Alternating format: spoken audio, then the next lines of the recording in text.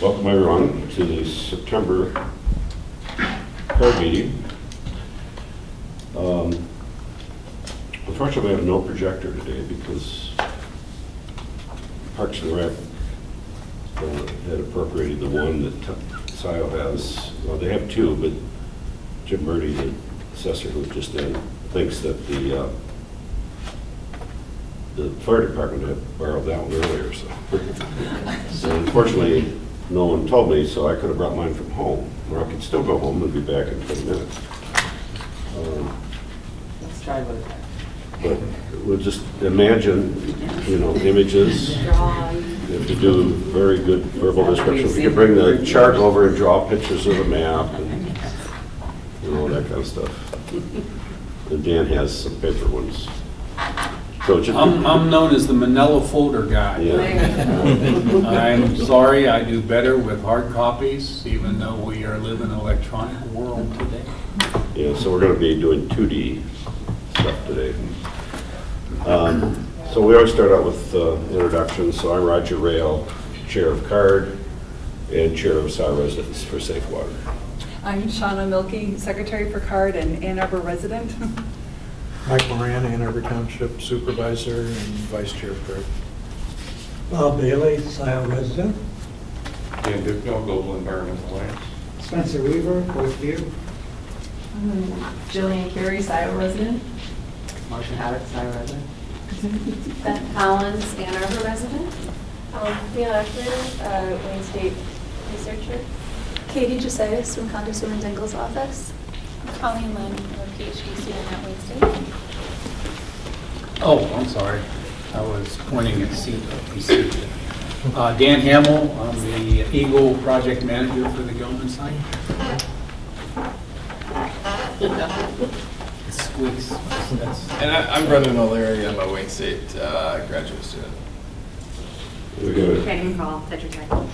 And you didn't introduce yourself yet. I haven't signed in with you. Oh, okay. Let's take the next person. Turns out we did Diana Wright, Oh, Ann Arbor resident. who arranged it?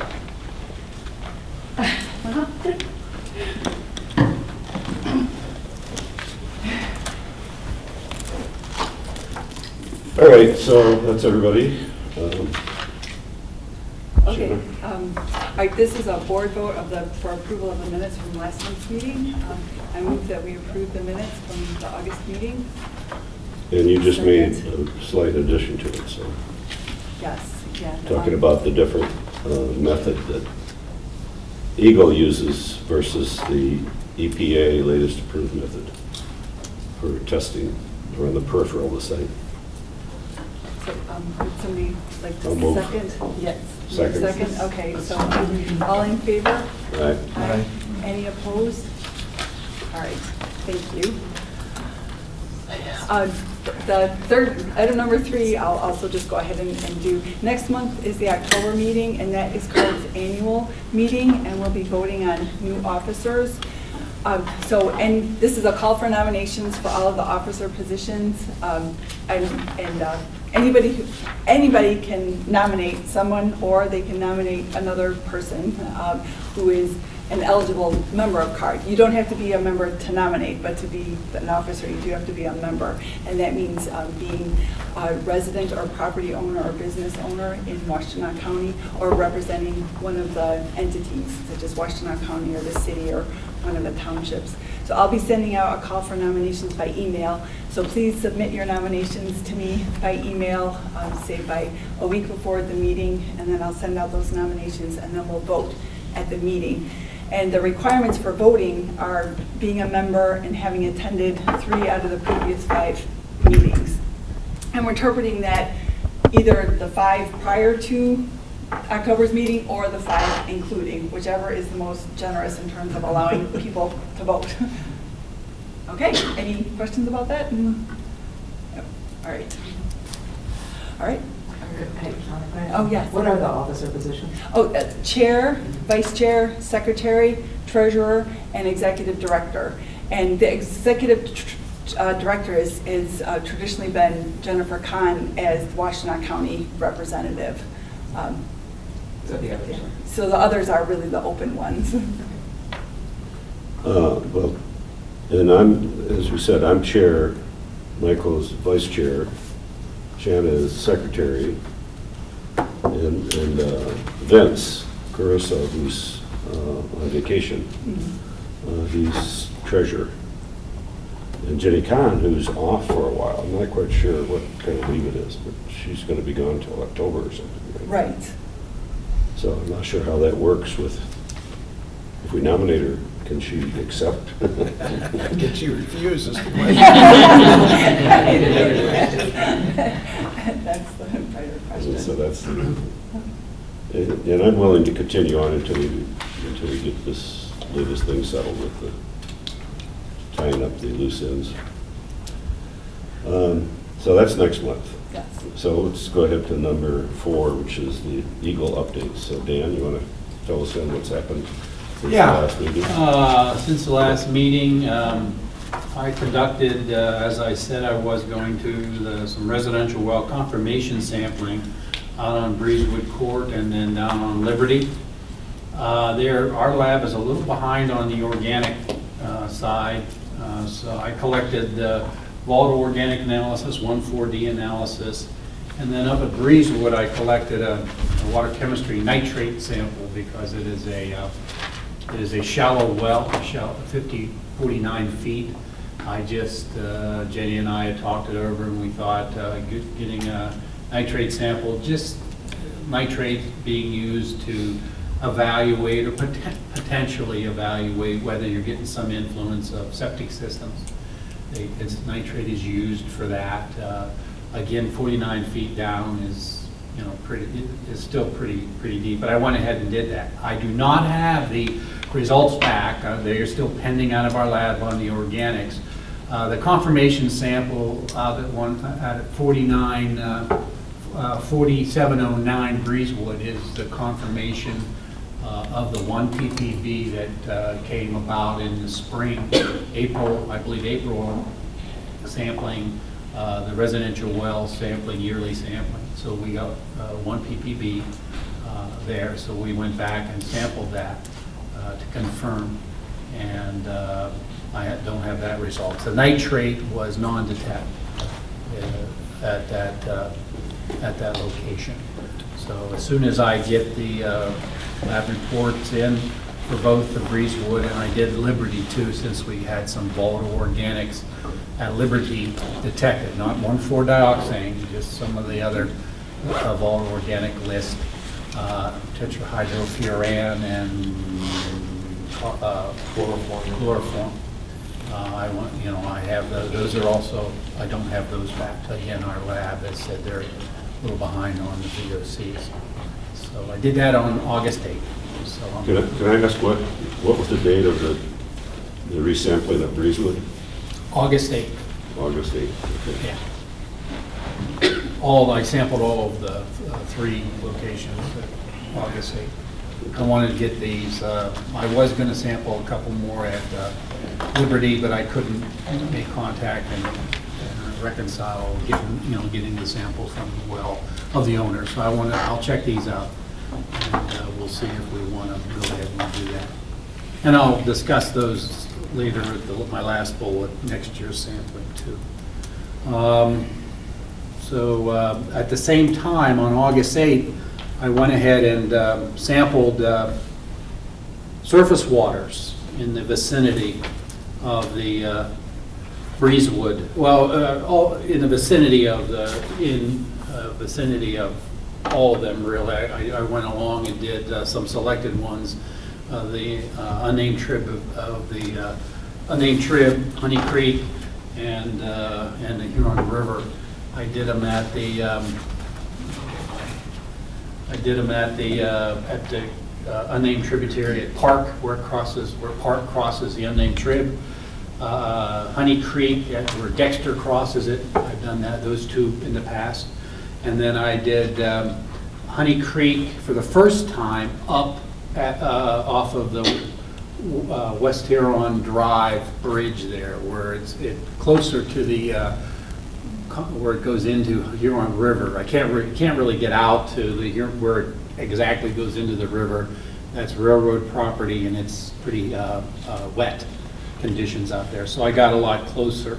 And then I also collected a water sample right out of the Huron River in the middle of the North Maple Ridge Bridge, that single lane bridge across the Huron.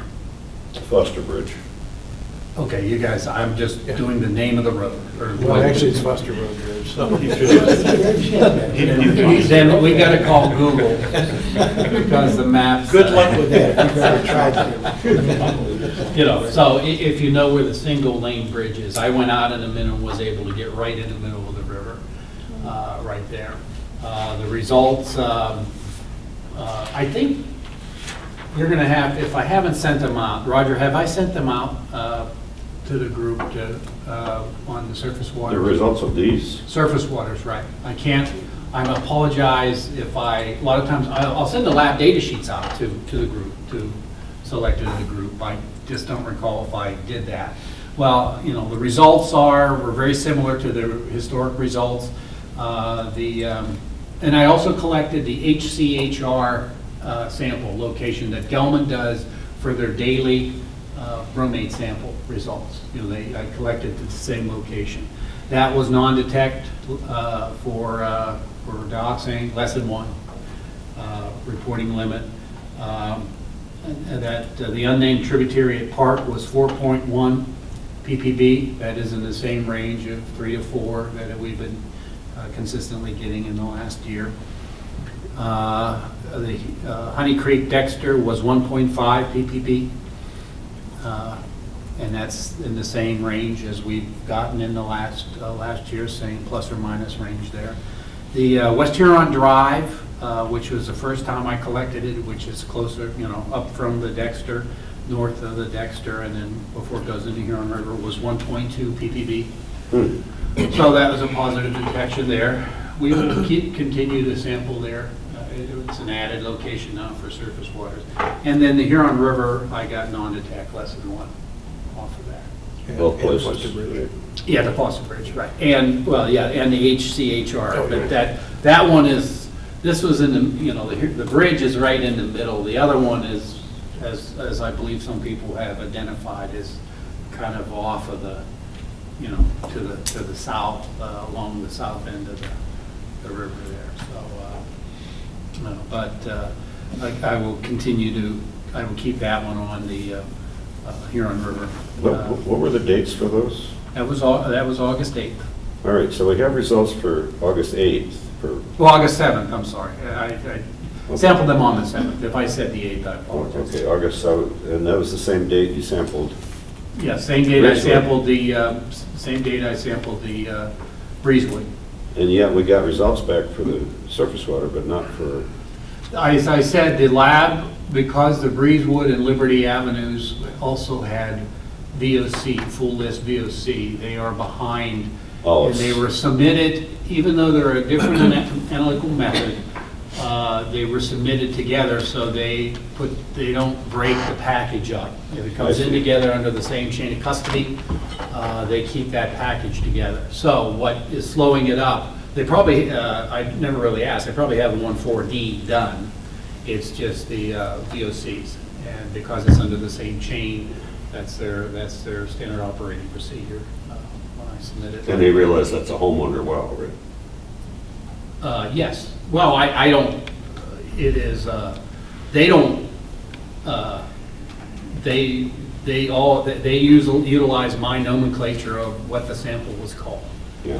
Now, it's logical, since I called the sample 4709 Breezewood, that they would think it could be, although some of our monitoring wells, if you remember, Right, there are a few. they're addresses, and they are considered monitoring wells now, not residential wells in the prohibition zone. Yeah. So I expect that any time now. And they, you know, I've checked on it, and I'll check again this week. Yeah, because I couldn't find that you sent that. Okay. I'll send, definitely when I get the other package together, I'll send them both. With my reasoning of collecting them same day, again, just like I did nitrate, let's just see what the concentrations were in the Honey Creek near the area where that positive detection came up, and see if, because I think as Roger recently pointed out and has been discussed in the past, the Honey Creek tributary and then Honey Creek is a gaining and losing stream at different locations, historically has been classified as that. So with the idea of concentrations, if we know at the same time, could there have been an effect of shallow surface water on shallow groundwater? Right, or both, Yes. both from the surface water or from the plume expanding. Right. And, it's, again, we will have, without the information, you could always have the question. Now, we have that information, whether it correlates and ties in together, we'll have to see from future sampling too, in my opinion. Are there any other wells that shallow at Breezewood? Yes, there are a couple of wells that are that shallow. But not near the creek? Well. That's the nearest one to the creek. Yes, but As we you can had, see from the map. there was the well at 4709 was 51 feet. There's a 4670, which is a couple houses away, is 52 feet. There is a 359 West Delhi, which is southeast of the 4709, that's 52 feet. The remaining of the other wells around there are 90 to 150 feet deep. And when you sampled them, you didn't see dioxin in the other No, ones? that was the only positive detection out there was that 4709. And that's under the long-term monitoring program, the yearly program that EGLE hires Washtenaw County to do the sampling and to send them to our, they go to the drinking water lab. We have two labs, drinking water lab and environmental lab. The dioxin analysis is the same machine and the same guy or girl doing it. But they have two different breaks in their lab. So the first time it went submitted to the drinking water lab, and then I submitted it to the environmental lab. Like I said, it's the same instrument and same procedure and same people doing it. It's just the drinking water lab, you have to schedule in the dioxin analysis, and Jenny gets times, certain times. That's why she collects April, May, March and April, and then later for the second time. They're planning additional sampling out there along Elizabeth, when the wells that we do twice a year. She's doing that here in September, or they are. She's off right now, but Washtenaw County. So you'll get a little different package. You'll get the similar environmental package that I sent out for monitoring wells. It'll look like that, but it's the same analysis. But you're still putting those into the database? Yes. Mm-hmm. Good. Anything else? Yeah, the Allen Creek drain, I know I did send the raw data sheets out, lab data sheets out. And that was completed in July. And I'm preparing a summary report to submit to disseminate by into September here to the local units of government and to stakeholders. And as part of that analysis, if you remember, Gelman does that physical collecting of the samples, and they run all the samples. We have 7 locations. They run all the samples through their lab for the dioxin analysis, and then I tag along and collect 3 to 4 split samples and send them for our lab for 1,4-D analysis. And then I collect then full list VOCs at all the locations. So if we have all that information at all the locations. So those 7 locations, you did split samples for some of them, or? Yeah, some of them, I do that, I mix them up for the 6 events. I did the same ones. I did West Park, Southwest, and Chapin. I always did those every time because that's where we were getting positive detections. And then I split the other ones up just as more QA/QC check. So this analysis you sent, was that from Gelman's results? What I think I sent out to you is just a summary table. Yeah. That had, it's, 9.8, 16, non-detect, 1. yeah, that's Gelman's analysis. Okay. And then And then your what I have, analysis. my analysis, although I think I may have sent a summary table, they gave me this other summary table, but it's wrong, also had EGLE's analysis on it. And I collected samples this time at Chapin, West Park, 8th and Waterworks, and Murray in Washington. Okay, so So Top if two you of wanted, that. if you want the comparison, they had 1.3 at Murray and Washington, EGLE Lab had 1.4. The 8th and Waterworks, they had 1, they were right at the reporting limit. The EGLE Lab had no undetected. So then Allen Creek, West Park, they had 16 ppb. We had, EGLE Lab had 22. And the Allen Creek Chapin, which is downstream a little bit from the West Park sample, had 9.8, and EGLE Lab had 11. okay. What I think I sent you was that summary table plus then the actual lab data sheets that I get from my lab. And mine not only has the dioxane, but at every location. Yeah, there are 2 documents. Yeah, at every location, it has also the full list VOCs. Yeah. The last 3 times, I believe, the manhole at Wildwood Park, let's see, one second. One of them, okay, Wildwood and Arborview, intersection of Wildwood and Arborview, the last 3 sampling events, that was dry. That's the highest elevation, surface elevation up high, so that was dry. Wildwood and what? Wildwood and Arborview. Okay. And that's the same day, right? Yeah, we. July when we go- 29th. Yeah, we go out, yeah, sample all the 7 locations on that sample, on one day. I would tag along with Gelman, they would. And then the city would also be with us to open the manholes and provide some traffic control if needed. Okay.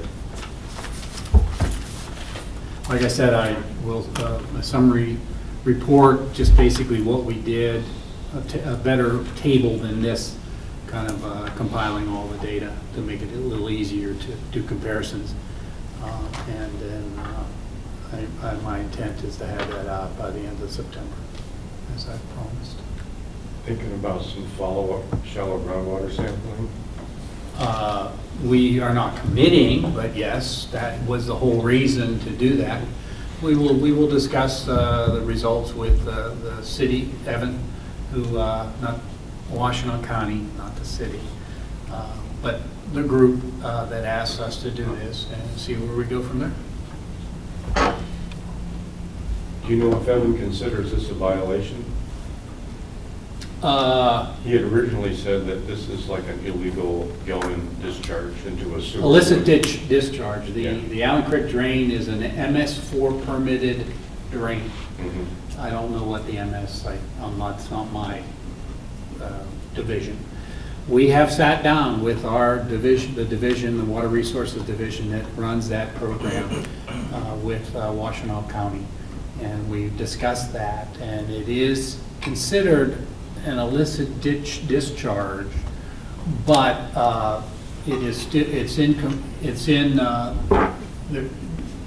because we are sampling, because we are doing the work, right now it's, they're not going to, basically, the Ann Arbor, the Washtenaw County is in charge of that drain.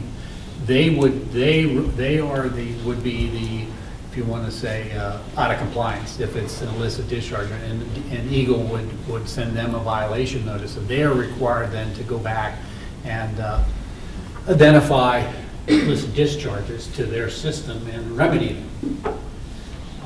But with that discussion and with our group, the interpretation has been, not just for Gelman, but any of the major MS4s, as long as work is being done to evaluating that.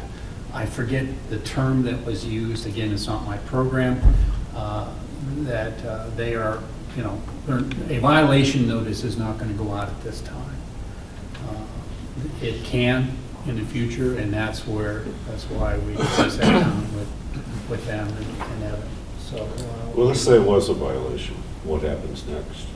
well, the city, Washtenaw County is required to basically identify illicit discharges and then remedy them, for lack of a better word, and get that illicit discharge stopped from going into the sewer. So you would do that by going to the responsible party for that illicit discharge. And a lot of times, most of the illicit discharges, at least what I've read, are not related as much to groundwater getting into the sewer system. It's the pipes from old, coming in, and people are discharging into the sewer systems that way. And so they go back and trace back the pipes, trace back to a potential business, and they, require them to cut the pipe off.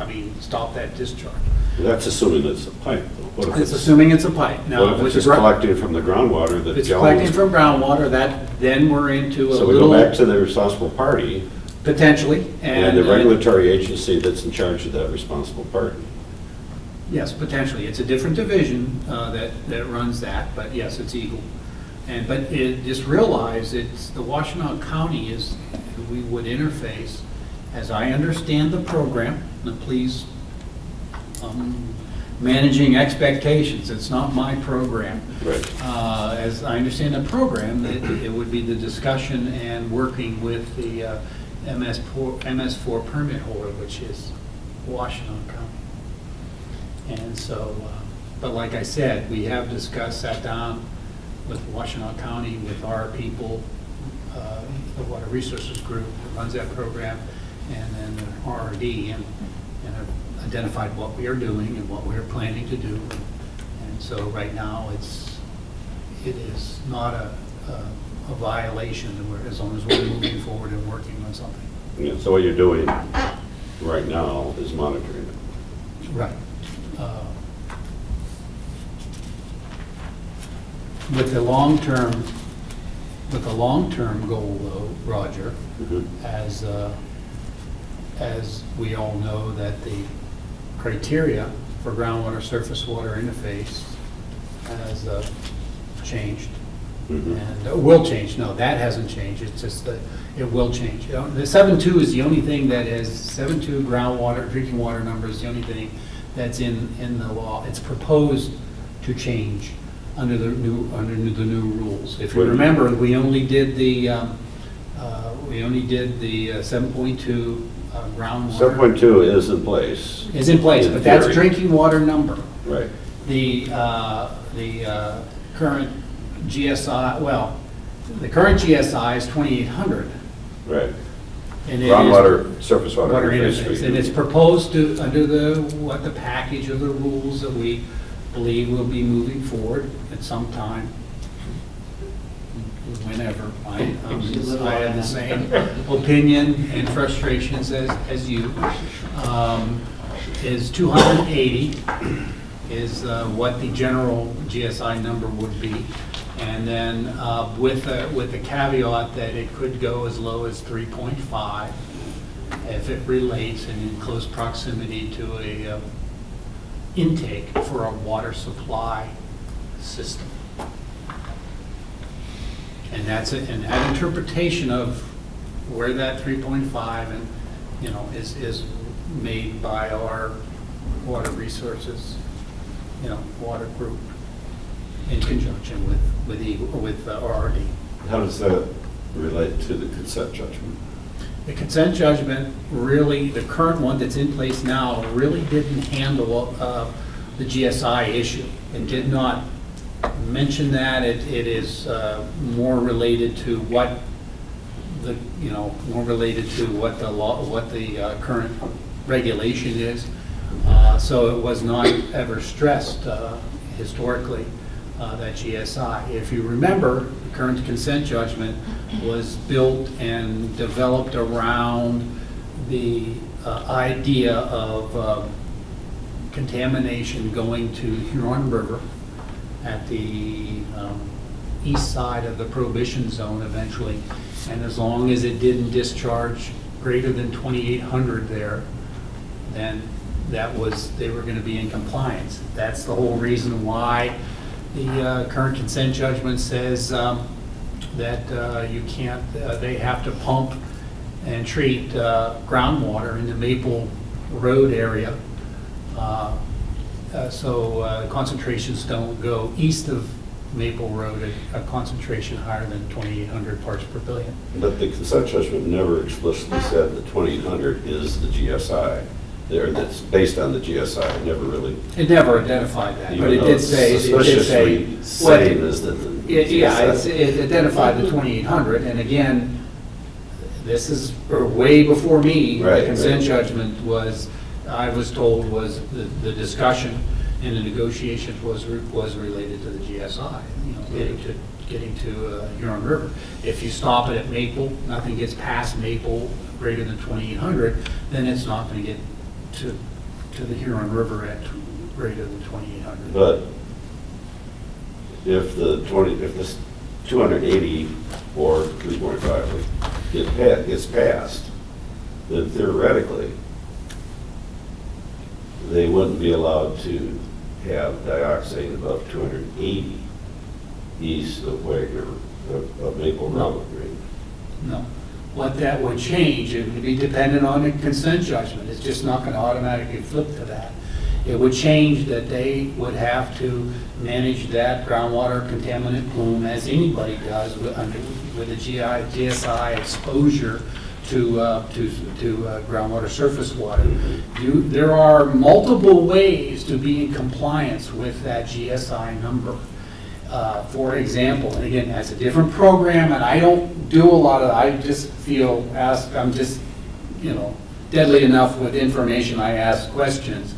An example of one of the ways it could be done is the mixing zone determination. So that 280 site specifically could be different depending on where the monitoring point is, depending on the evaluation and the EGLE interpretation of where the compliance point is for the GSI. So I want to manage expectations. Mitch Edelman taught me that term, and I like it. I want to manage expectations that just because it passes, what? Danger, danger, danger. Just because it says 280, the package passes, and that's a number. You can do it certain weights, and it could be, it could be higher than that at a specific compliance point. Excuse me, Dan. Yes. Regardless of the source, whether it's Gelman or feeder pipes coming into Allen Green, once it's in Allen Green, where does the responsibility lie for managing the known dioxane in Allen Green, regardless of the source? Where the Allen Creek drain is an MS4 permitted drain, so the discharge point is up by the dam, it's up that way, Argo Dam, and so that MS4 permittee, the permit person, entity is Washtenaw County, so they would be responsible for that. That's why we would interface with them for the MS4 for if there was an illicit discharge in there. So, and again, I'm talking from not my program, how I understand it, and I could find out more specifics. Well, for it's the a next question I've asked more than once in this forum is, I'm not quite we've sure. established the dioxiners in Allen Creek drain. That's a no, that's done. an Allen Creek drain discharges directly into the Huron Huron River River, near absolutely. Argo Dam. So essentially, we have a known dioxane source discharging directly into the Huron River, and I haven't seen, heard, I mean, it's like it doesn't exist. We get to that juncture and we all turn and face west towards Gelman. But I'm equally concerned that in the process of pursuing Gelman, we found a different problem that I have no sense is being addressed by anyone. Washtenaw County, EGLE, anybody. And clearly, it ought to be. If I understand it right, and I'll check on this, that discharge point is, there is a permit for that. I beg your pardon, but it's permitted to discharge dioxane into the river? I don't want to, talk. Untreated? Up to 2,800. No. No, that's No, different. 2,800 is a consent agreement. No, that's different. That's groundwater, surface water. It's like Dan was saying, the Water Resources Commissioner owns that permit and he's responsible for it. And the fact that there's dioxane from Gelman going into the storm water is why they've been doing the study. We don't know it's dioxane. We already had that discussion a few minutes ago. No, we know it's dioxane that's going in. Well, there is. Well, nobody said that. What? I didn't hear what. She said it's not sure that it's Gelman's dioxane. Well, But yes, the- okay. But the point is that the the Water Resources Commissioner is responsible for that. And they're trying to, through this investigation, determine what to do, is the short of it. So you're right, it's an illegal discharge. It's violating the permit, that is, the dioxane is not Illicit in. discharge. Do they need to It's not apply in the for a permit? Well, There is a permit already. You have to go to the permit. The permit doesn't have a listing for dioxane. Therefore, it's not covered by the permit. Therefore, it's in violation. Right. Exactly. And That's what my we were whole talking point. about. That's what And we were that's what I talking was about, saying is, violations. they've already broached that subject with Washtenaw County, with all the stuff that we are doing is, if you want to say that it will eventually have to be reconciled in the MS4 permit for Allen Creek Drain under that program. And as part of that tangent, we are reconciling that it's GSI exposure route under my program.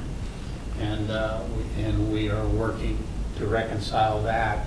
For Gelman, we will require Gelman to reconcile that with any change to the regulations, let's say the 280, and then that will also be done under the, if we negotiate a mutually acceptable, can change the consent judgment, implementing the 7.2 drinking We water can't number. link the consent judgment with Allen Creek Drain. We've already determined that.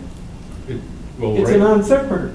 Well, right now, the drain isn't covered under the consent judgment, but it can be modified, as Dan's suggesting, to maybe cover it. Why would you do that? Why would we do that? Yeah. It's part of the exposure routes that the groundwater contamination plume from Gelman could affect. So it was not covered specifically in the old consent judgment. It was covered kind of a belt and suspender thing. If we do it this way, then we know we won't have a problem down here. If they don't, But now we do have a problem. Well, not above the 2,800. You're right, but so that's how they did it under the old consent judgment. 3.5.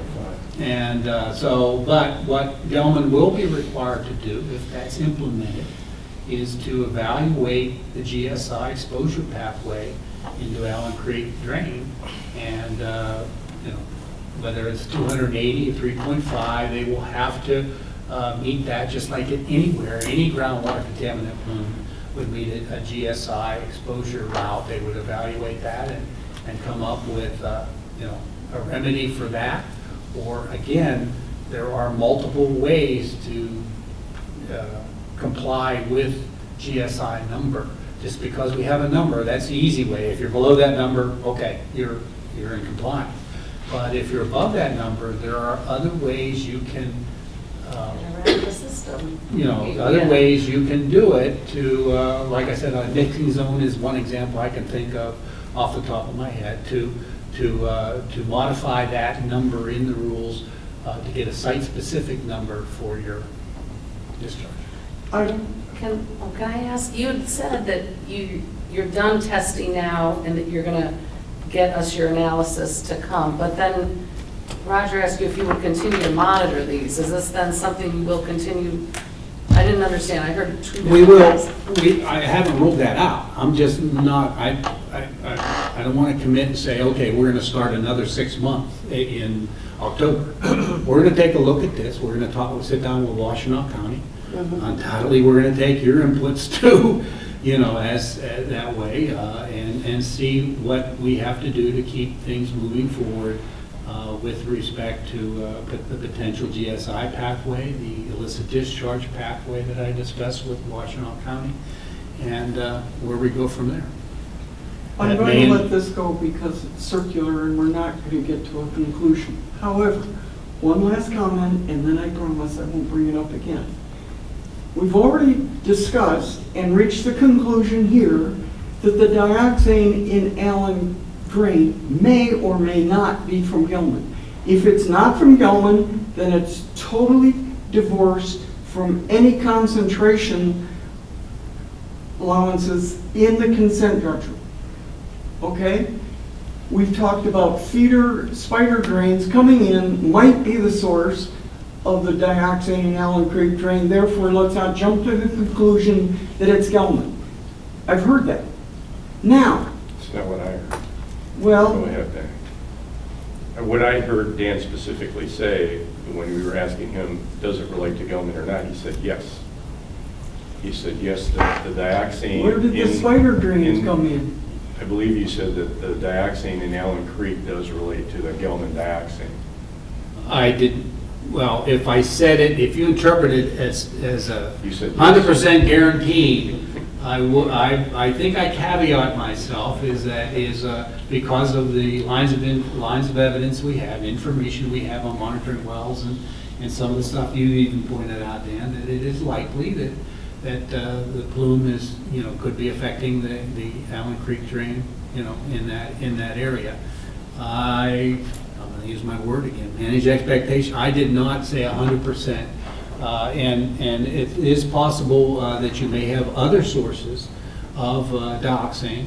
Again, the Allen Creek drain is a surface, it drains surface stuff off. As we know, there's dioxane in multiple products.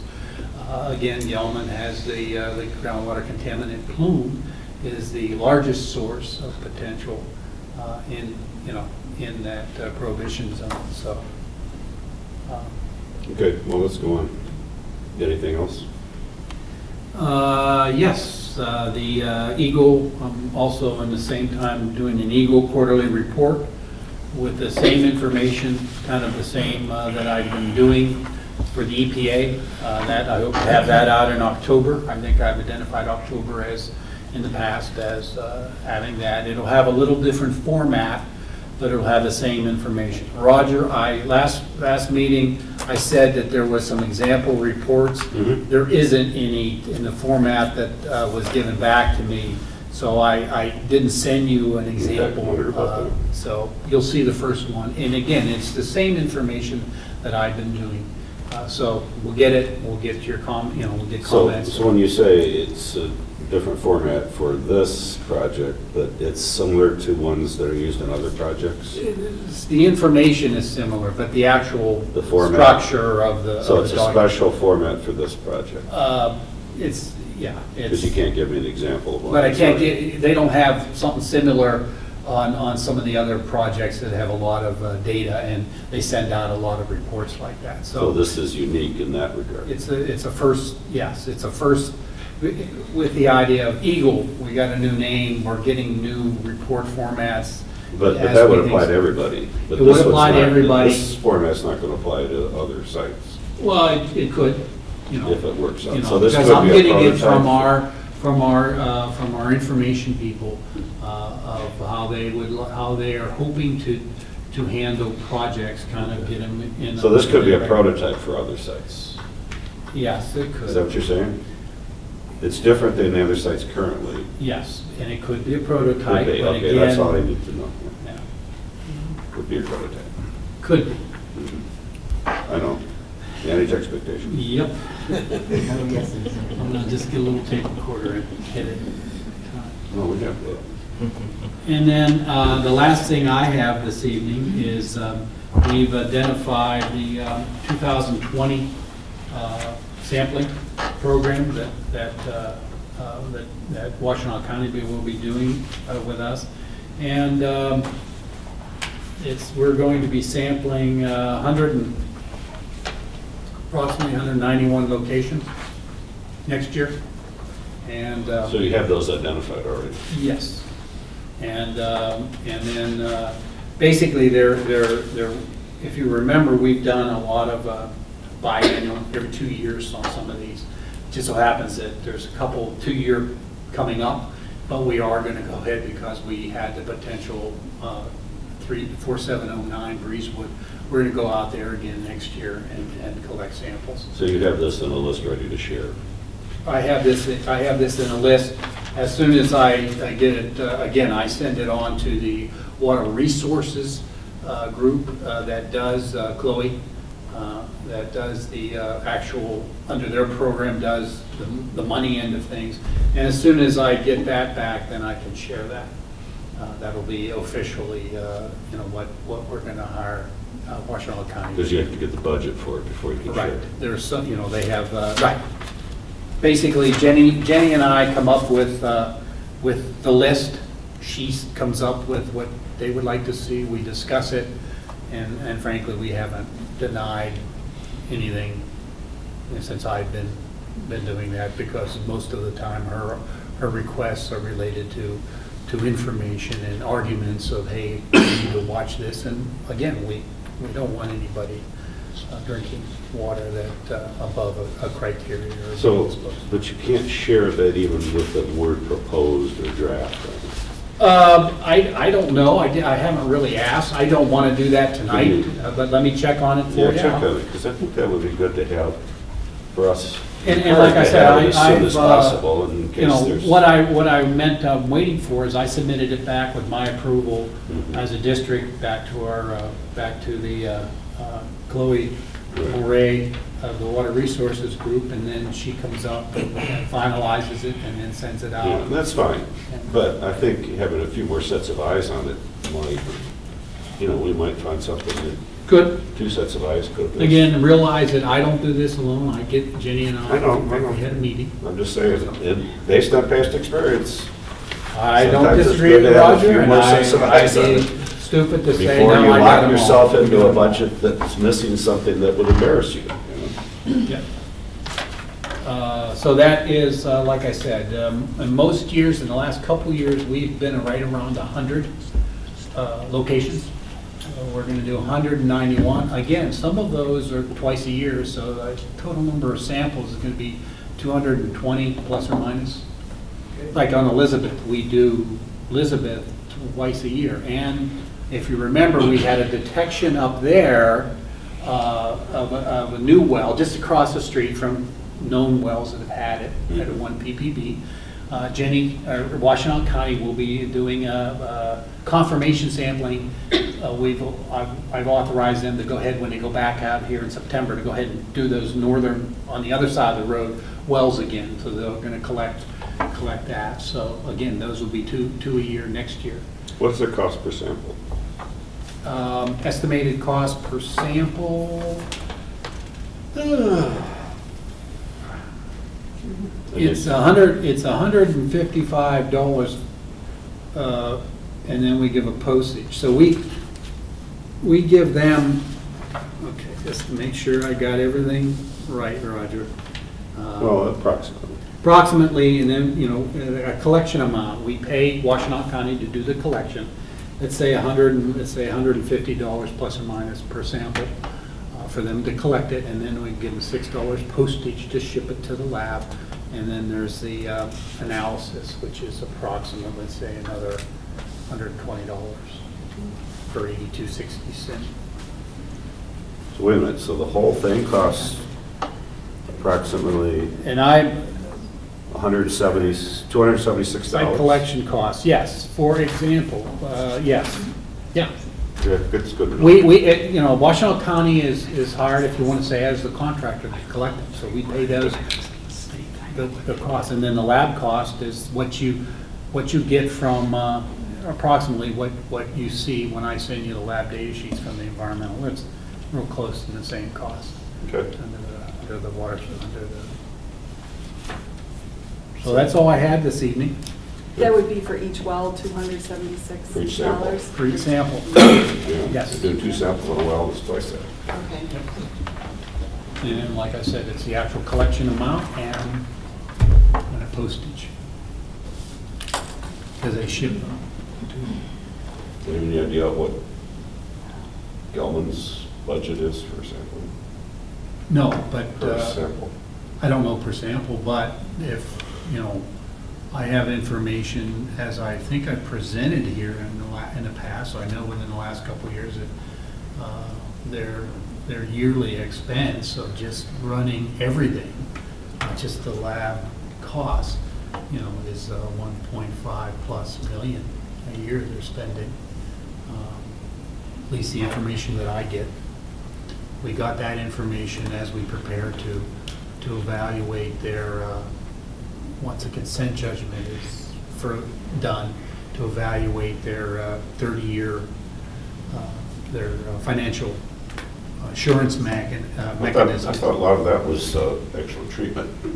Well, it could be, yeah, I'm sure it is. Okay. They are very efficient, they have their own lab and they have a Right. person, so they're gonna be, you know, efficient on the actual sampling. And they have, but they are plus, you know, 1.5 million a year, let's say, plus, for their whole, what they do out there under the current consent judgment. Great. And that Okay. includes treatment. Any other questions from the group before we go on to the next item?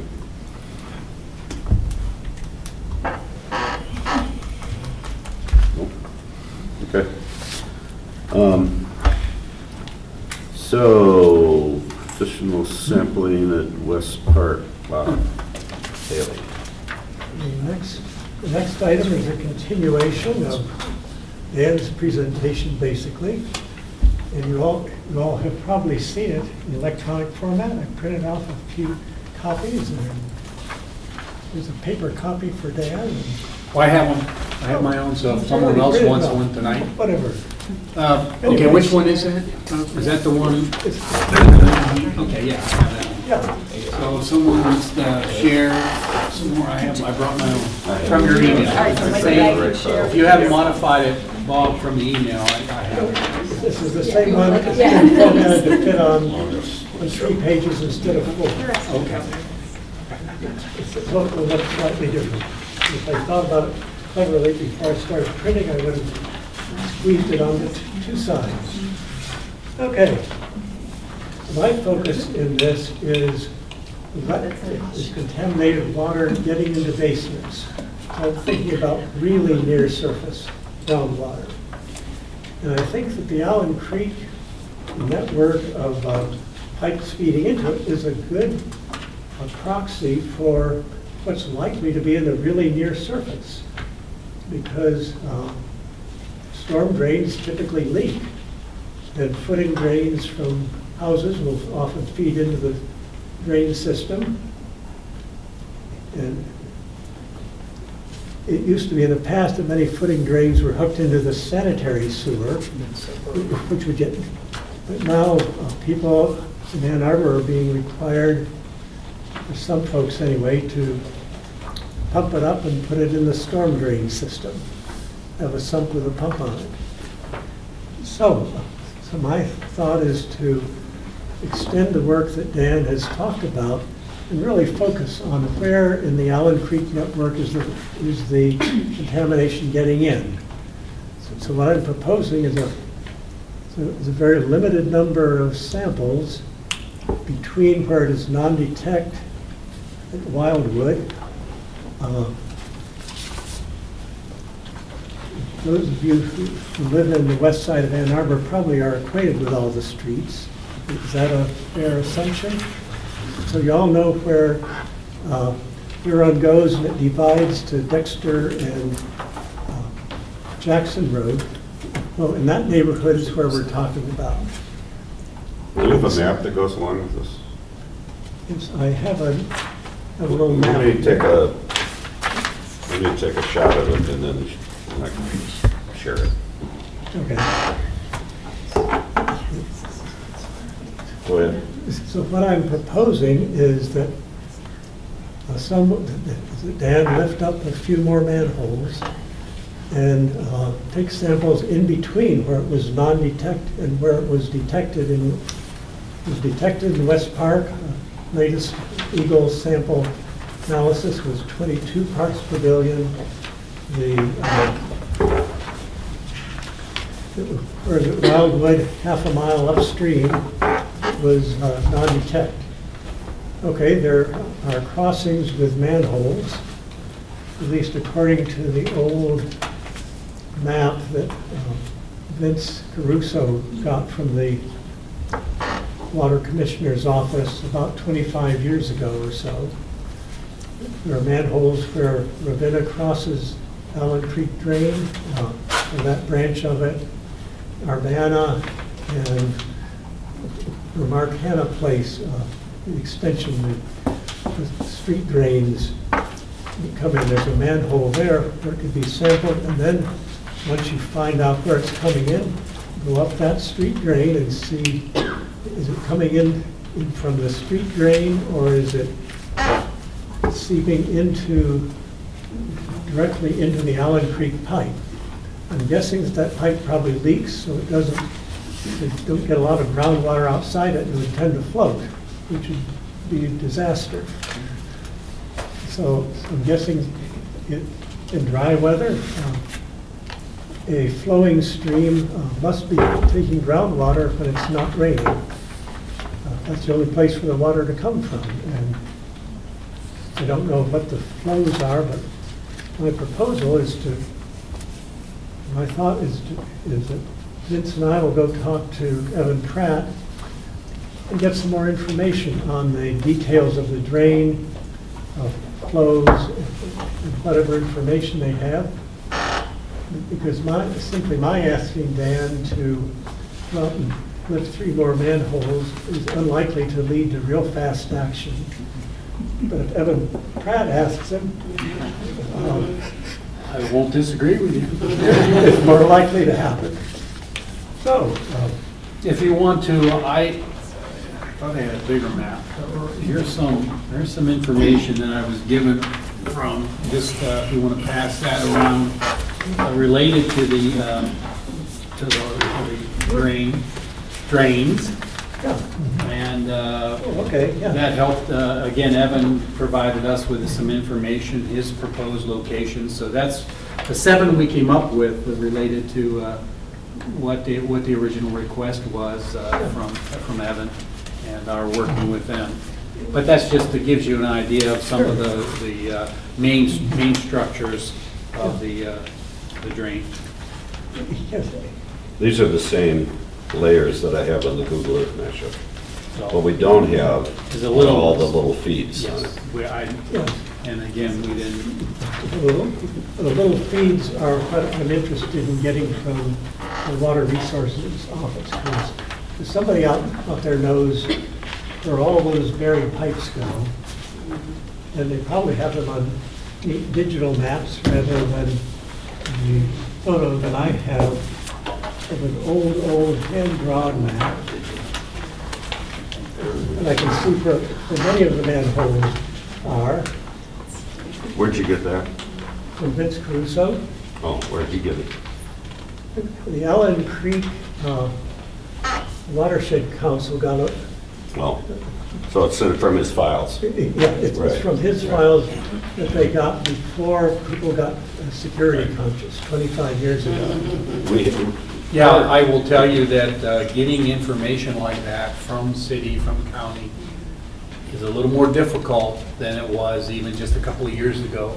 Yeah. We're running into that with trying to get some information to evaluate contaminant plume related to storm sewers and that Yeah. type of thing. So don't be surprised if you get some questions back that, That's right, yeah. Well, that's why you need to start at the top of the pyramid and work down. Or at least that's my plan. Incidentally, Dan proposed a bunch of near-surface groundwater monitoring wells. And I think that extending this work to find out where is it coming into the Allen Creek system would be useful to inform the precise location of any permanent wells that are put in.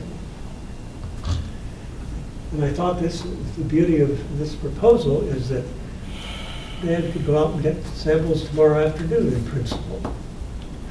You know, it doesn't require a bunch of capital expenses, just lift the manhole and take we have to, samples. with the county. Yeah, we don't, Yes, I know. they don't want us lifting the manholes and just, they want somewhere. Yes, I know. So it's just that it doesn't require a bunch of capital investment to get started. $276 per sample. Yeah, roughly $276 a sample. Well, not really. Well, I guess if the EGLE does it with the county, they haven't really identified a charge for the Allen Creek Jane sampling. That was part of their request to us, so they provided the people. Yes, but That would be my time, it'd be just the lab time, lab cost, which Yes, is but- about $150. But it costs my county taxes Absolutely, $100 to have a guy with a truck, Yep. 2 guys in a truck, and potentially, right. go out. Can I ask Patty, is the city planning any wells, monitoring wells in that area? I mean, In since West Park, near No. surface stuff, not that I'm you're doing aware the of. perimeter. Yeah, that's not something I'm working on. Yes, but that was, those were proposed in Dan's proposal 2 years ago, or 2016. 2016, 3 years ago. And it should be done, since- at least in that area. Well, that's why I was asking Dan after he finishes this work, whether he was going to do maybe some shallow groundwater monitoring wells, because he had always indicated that it was a potential. So we'll allow that caveat to keep going forward. And to be frank with everybody, I mean, I would love to have Gilman do that. And so, So these are all things. we had, we did it, 2016, where we went on and took our version of some shallow groundwater work and basically came up with a work plan and said, we're gonna do this, gave Gilman a chance, and they did it, themselves. So I don't know, that would be if, a likely scenario similar that way, so. Take time. Okay. Well, thanks, Bob, to you for putting this together. So this See what probably will be a happens. continuing item until we get it resolved. Excuse me, Ms. Dan. Yes. If the health department asked you to follow up on this, does that help as much as Evan? I'm sure it would be very serious consideration, depending on, if the health department has some concerns. Okay. The Washtenaw County Health, or Yeah. that's, truthfully, that's what Evan, who was included in that meeting, was Kristen and Jenny, and they are with the health department, right? So, yes, that would be, that's who I meant we would meet with, the group that asked us first. Evan was part of, as a Water Resources Commissioner, and then Jenny was there, and Kristen Schweihofer. Thanks. Excuse me, Bob. There aren't a lot of copies of this going around. Is it possible to put out the file just as an email attachment and let us print out our own? I got it today. It'll be on the, I have not looked at my email today, so. Yeah, Shana sent it out. Yes, I'm It's sorry, I out just there, I sent just it out haven't seen it today. yet. Yeah. Good, thank you. And that'll be, the document itself will be stored in along with any other similar documents in the card, Google Drive. And we'll link to that. I have one other small thing. There is permanent groundwater upwelling in Hannah Park, so it's right Yeah.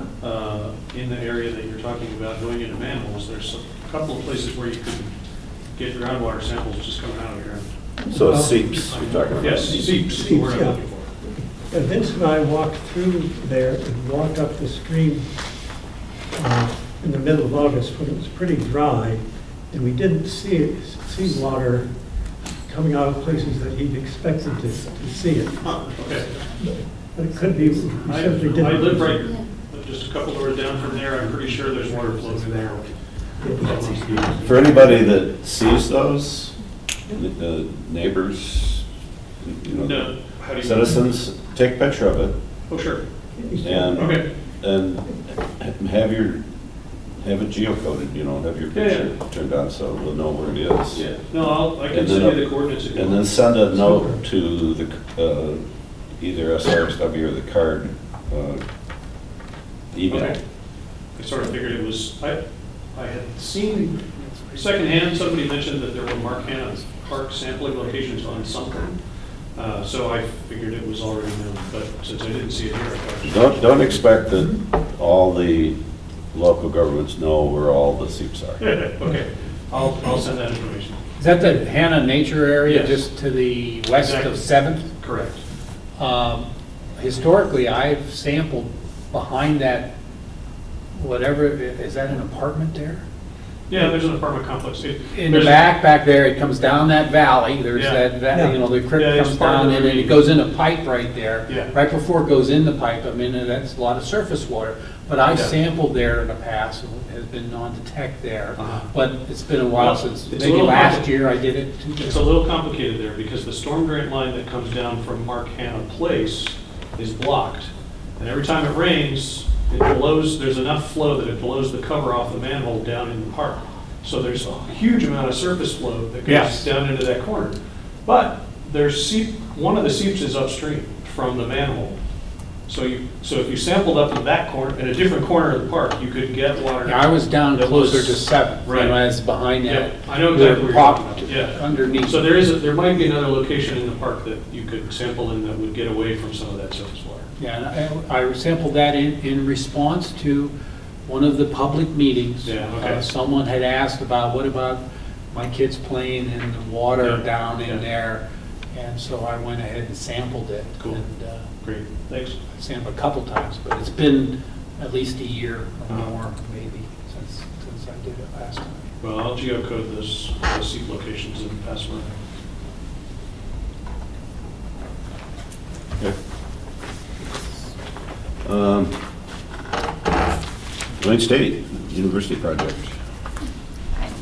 Hi again, everyone. My name is Colleen. I met a lot of you at the last meeting, but just to kind of review why I'm here and what I'm looking to do is I'm a PhD student in anthropology and urban sustainability. I'm part of a new interdisciplinary research group called TRUST at Wayne State, and my fellow research partners are here with me today, Brendan and Camille. So I'm looking to kind of understand how different people working on a common issue are kind of coming together, seeking solutions for such a contested issue as like drinking water contamination, and especially when that contamination is coming from such a misunderstood or not fully understood chemical in the drinking water, such as dioxane.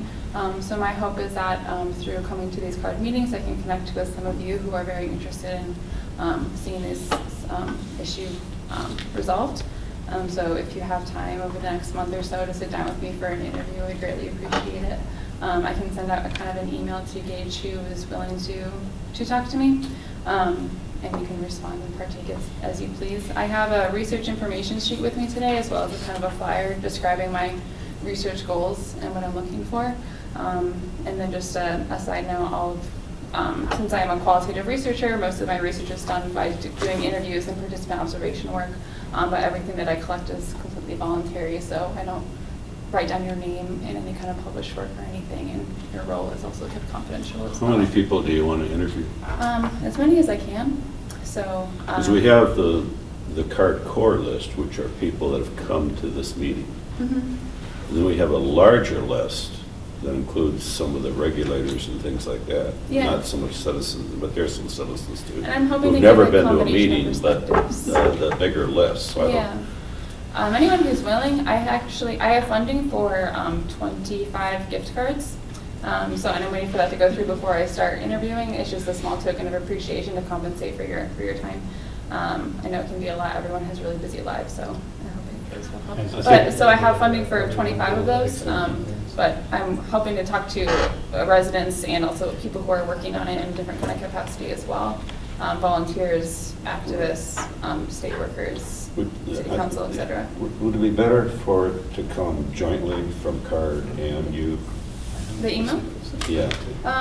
If you, I would ask you that. Otherwise, people might just blow it off. Yeah, They're not- I'd appreciate, yeah, any kind of backing to get people to respond is always. How does everybody else feel about that? I think that's a good idea to have a joint letter out from CART as well as.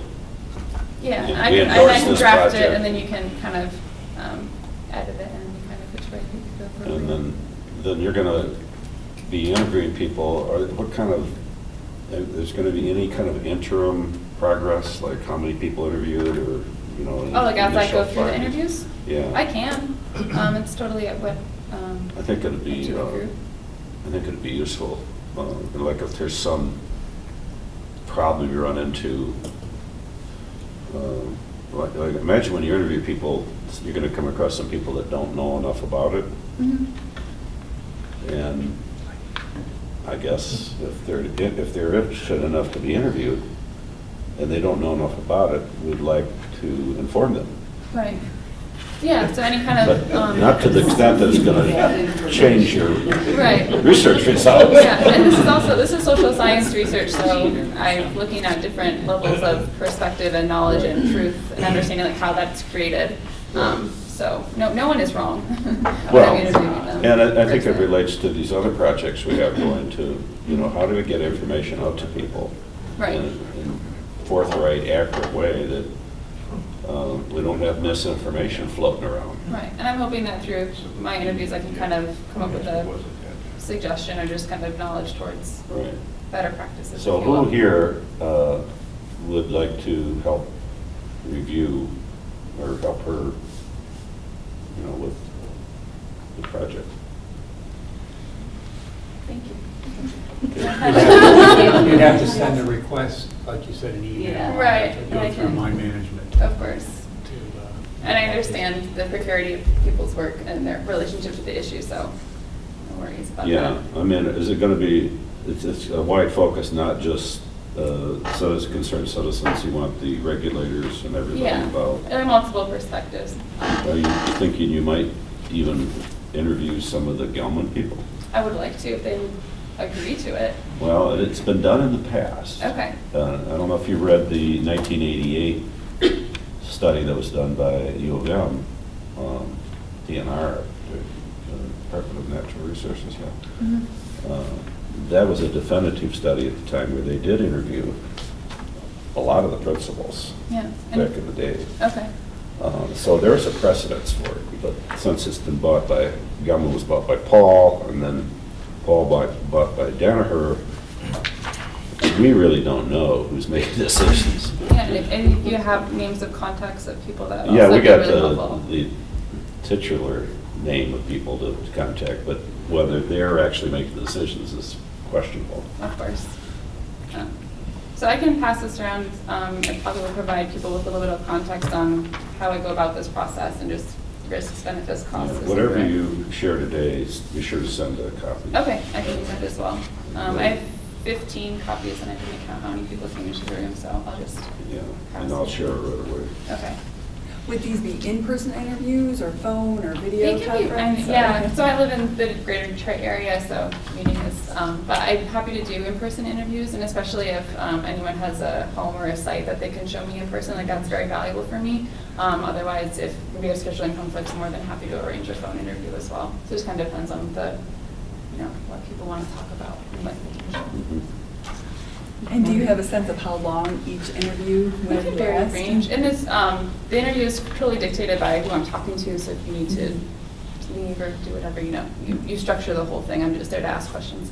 Most interviews that I conduct are 45 minutes to an hour, but again, they can be longer or shorter depending on time availability and nature of the questions, so. And Colleen, what's your field of study? I'm sorry. Oh, no worries, anthropology. Okay. So social science, research, just trying to understand kind of the societal response to this 1,4-dioxane issue. I'm in the second year of my PhD program right now. I've also done, and my main focus is urban water issues. I've also done some research in Flint on the water crisis and then in Detroit on the water shutoffs when I was completing my master's. But the- Thank you. Roger? Keep saying A thought? Sorry. CARD may want to maintain some control, even over the final report.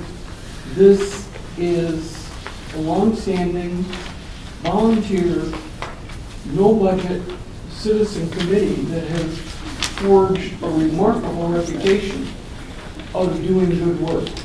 But to have CARD's name on a document that maybe shares it with Wayne State University, if the study takes off at an odd angle, CARD may not want its name on it at all. Well, but we could weigh in on it. Just a thought. Yeah, that's a good thought, but, we're not shy about calling out when something is misleading. But you have other people working on Yes, this. The yeah. whole idea is interdisciplinary, so there's other disciplines involved, so you want to talk about? Yeah, and then just to preface, so Camille and Brenner are going to introduce themselves. So we're coming in from different backgrounds, so we have different project goals and themes, depending on our angle on the issue. Yeah, so I'm a PhD student in environmental engineering. Repeat your name again. Brendan O'Leary, and I'm also part of the TRS program that Colleen, Camille, and myself are all a part of, and we're interested in mainly urban water issues. And I have my master's in geology, so I'm coming at it from an interdisciplinary angle. Larry Limke was my advisor. Oh, really? Name might ring a bell here. I know he's definitely been very involved in the common site.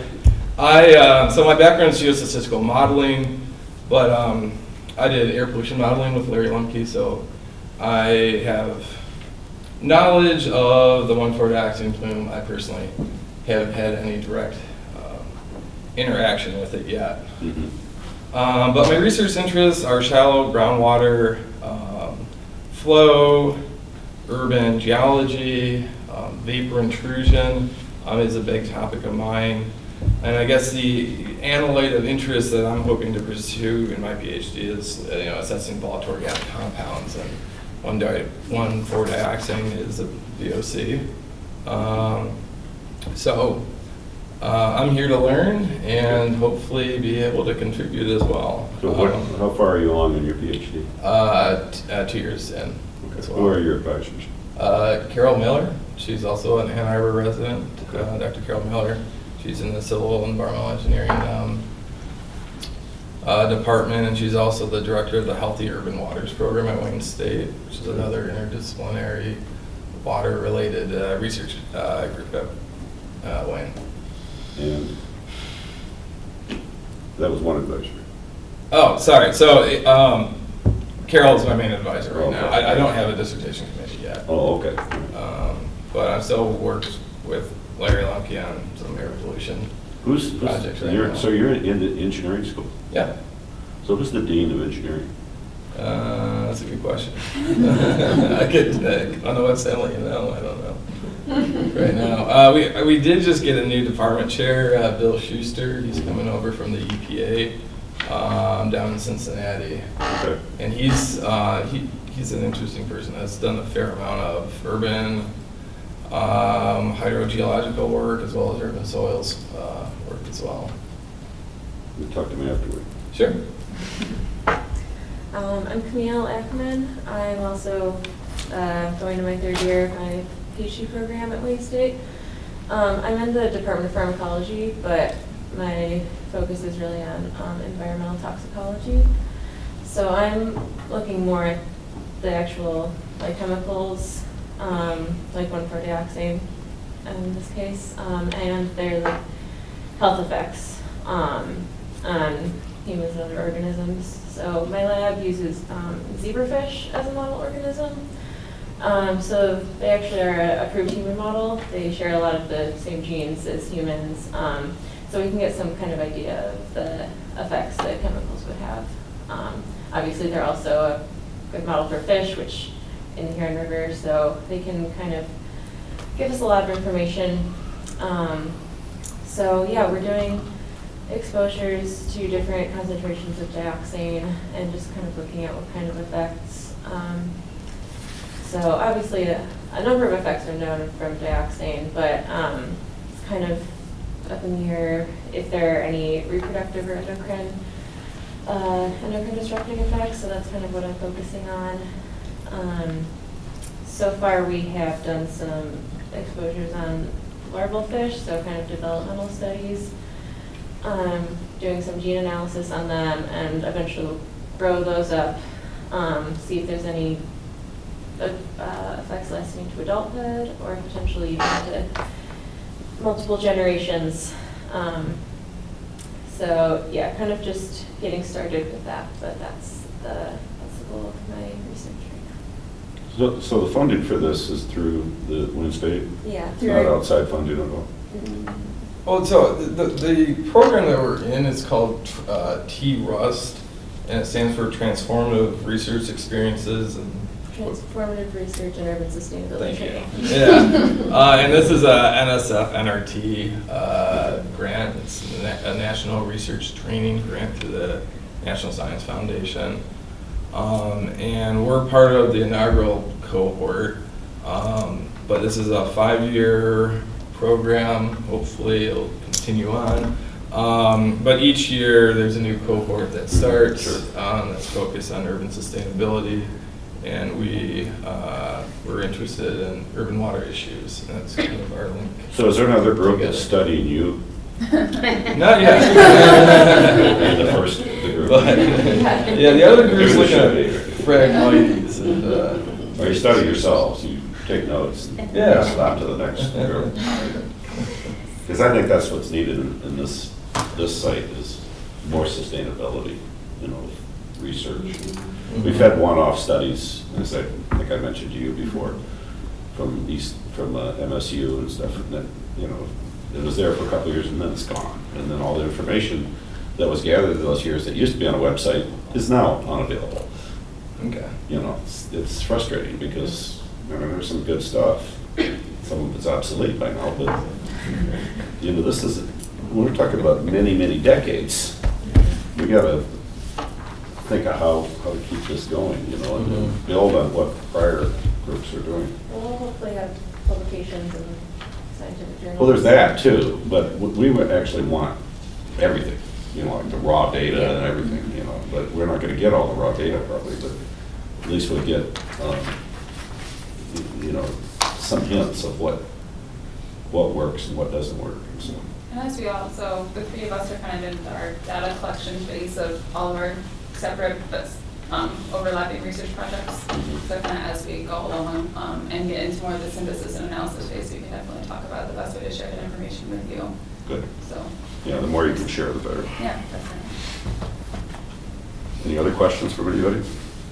I guess I will say one caveat in terms of longevity of retaining data or retaining access to people that know where the data is.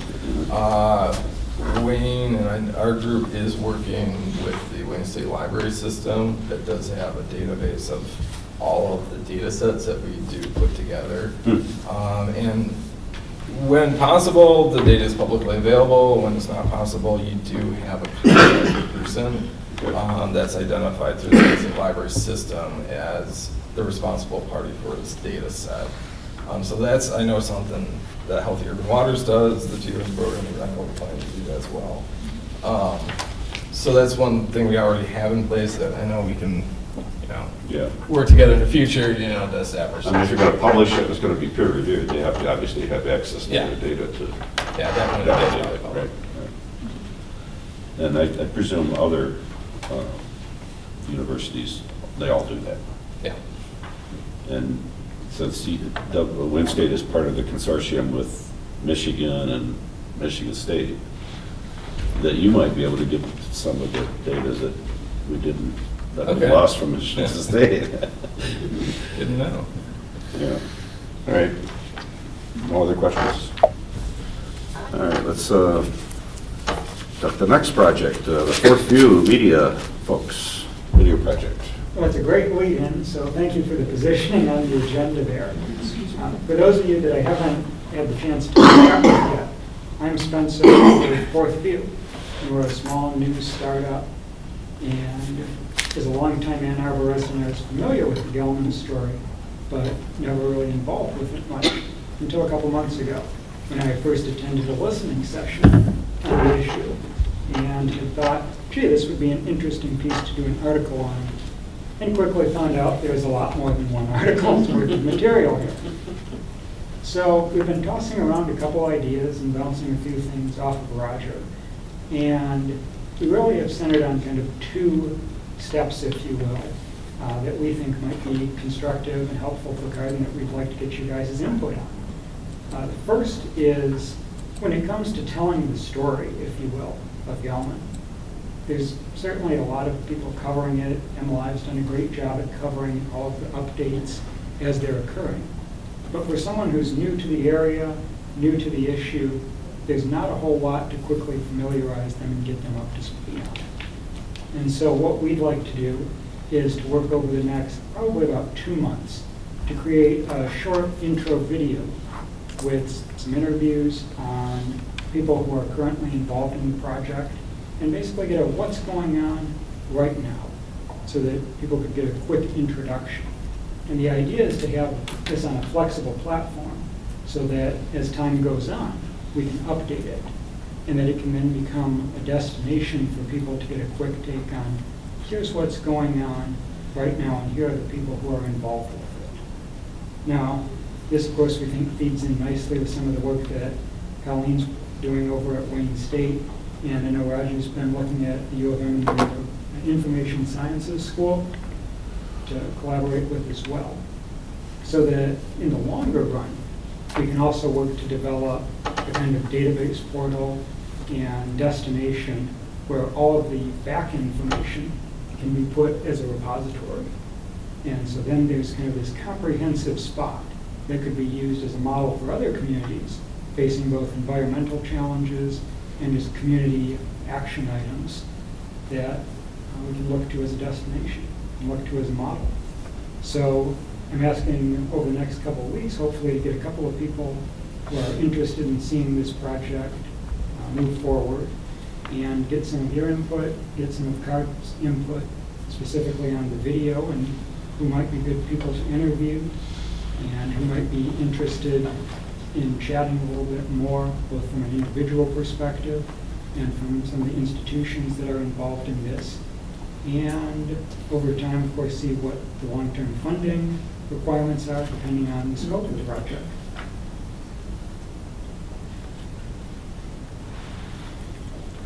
So, like, one of the things we were wondering is, when you do your interviews, would it be useful and more effective, efficient, and less time-consuming if somehow they could maybe video some of those interviews? Think about it. Okay. You know, because then you have more documentation, Right. and then he has content. And we wouldn't have to And certainly say then it we wouldn't have to twice. say it twice. and That's right, for the collaborate people being and interviewed, so right? forth. Or if we could collaborate and do like a joint interview, if you're willing to talk to both of us at the same time. I think we could. It's always good to have another pair of ears in the room as well. Yeah, no, Absolutely. they might have questions that you wouldn't have. Right. Yeah. And, but right, yeah. That's up to you guys to work out. Yeah. And from a quick surface level thing, I think Colleen's looking at it more from a social science perspective and certainly an academic perspective.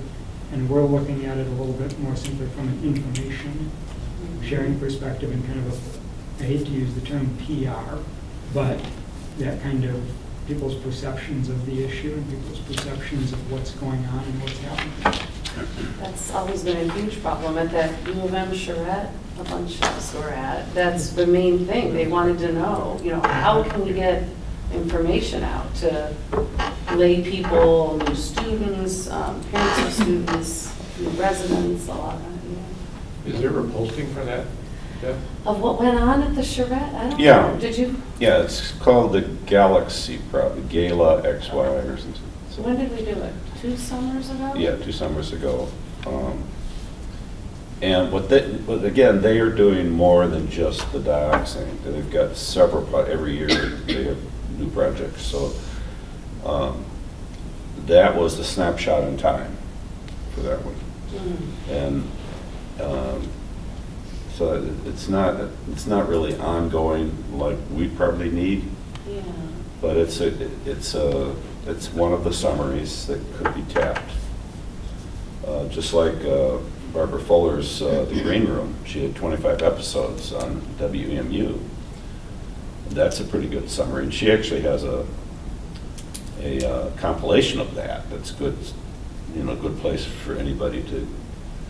So we're trying to compile all these these resources and learn from what they did, what they, how can those be sustained, or the same idea. So we're not just ignoring what people in the past have done. We want to incorporate as much as we can and build on it.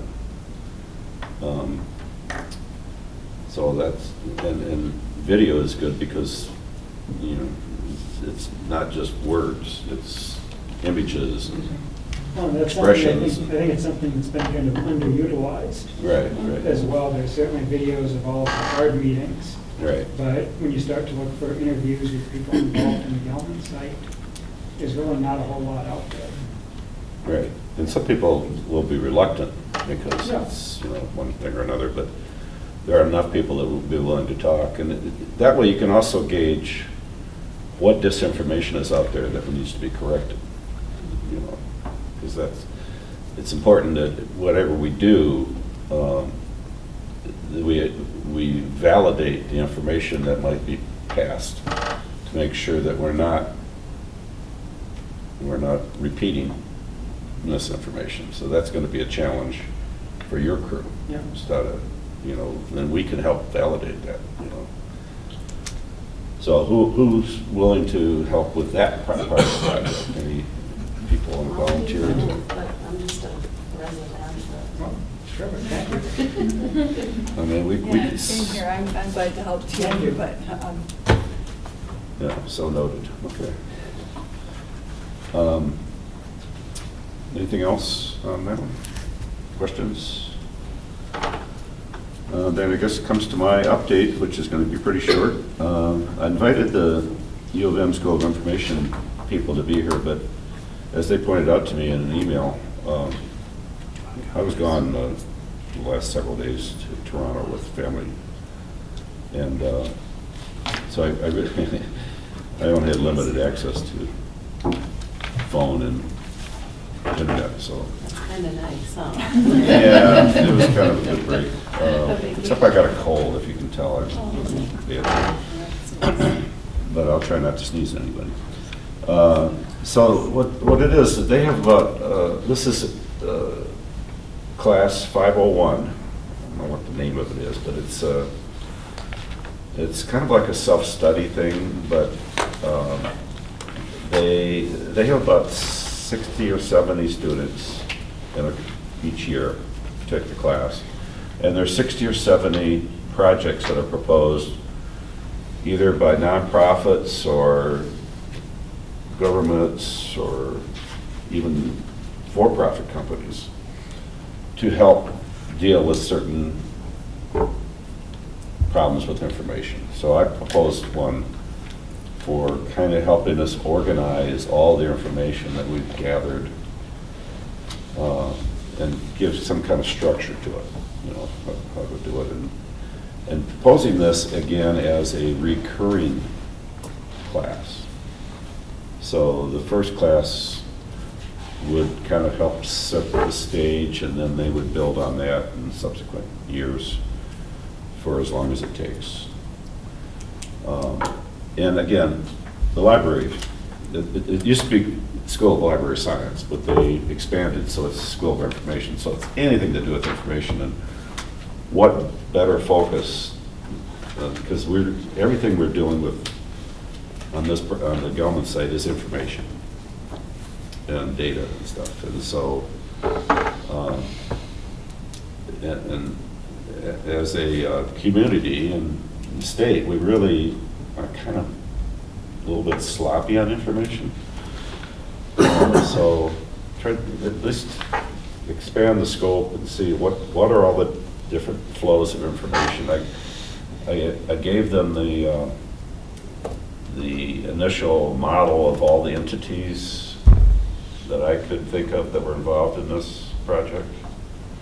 And there's 4 or 5 main ones, but there's another 15 or so that are tangentially related.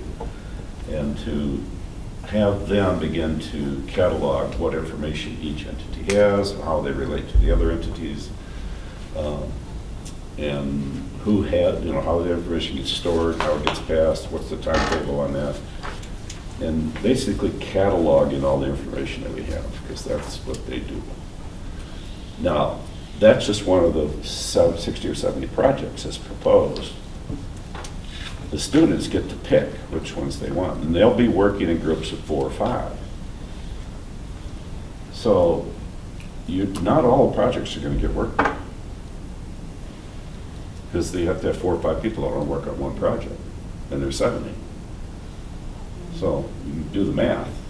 Not all 70 projects are going to get worked on. So this will happen soon, because school just started, classes just started. So by next meeting, we'll have, if they can fit into their schedule, we'll have some SI students here who may have picked this project, and we can integrate them with everything that these other projects are going on, and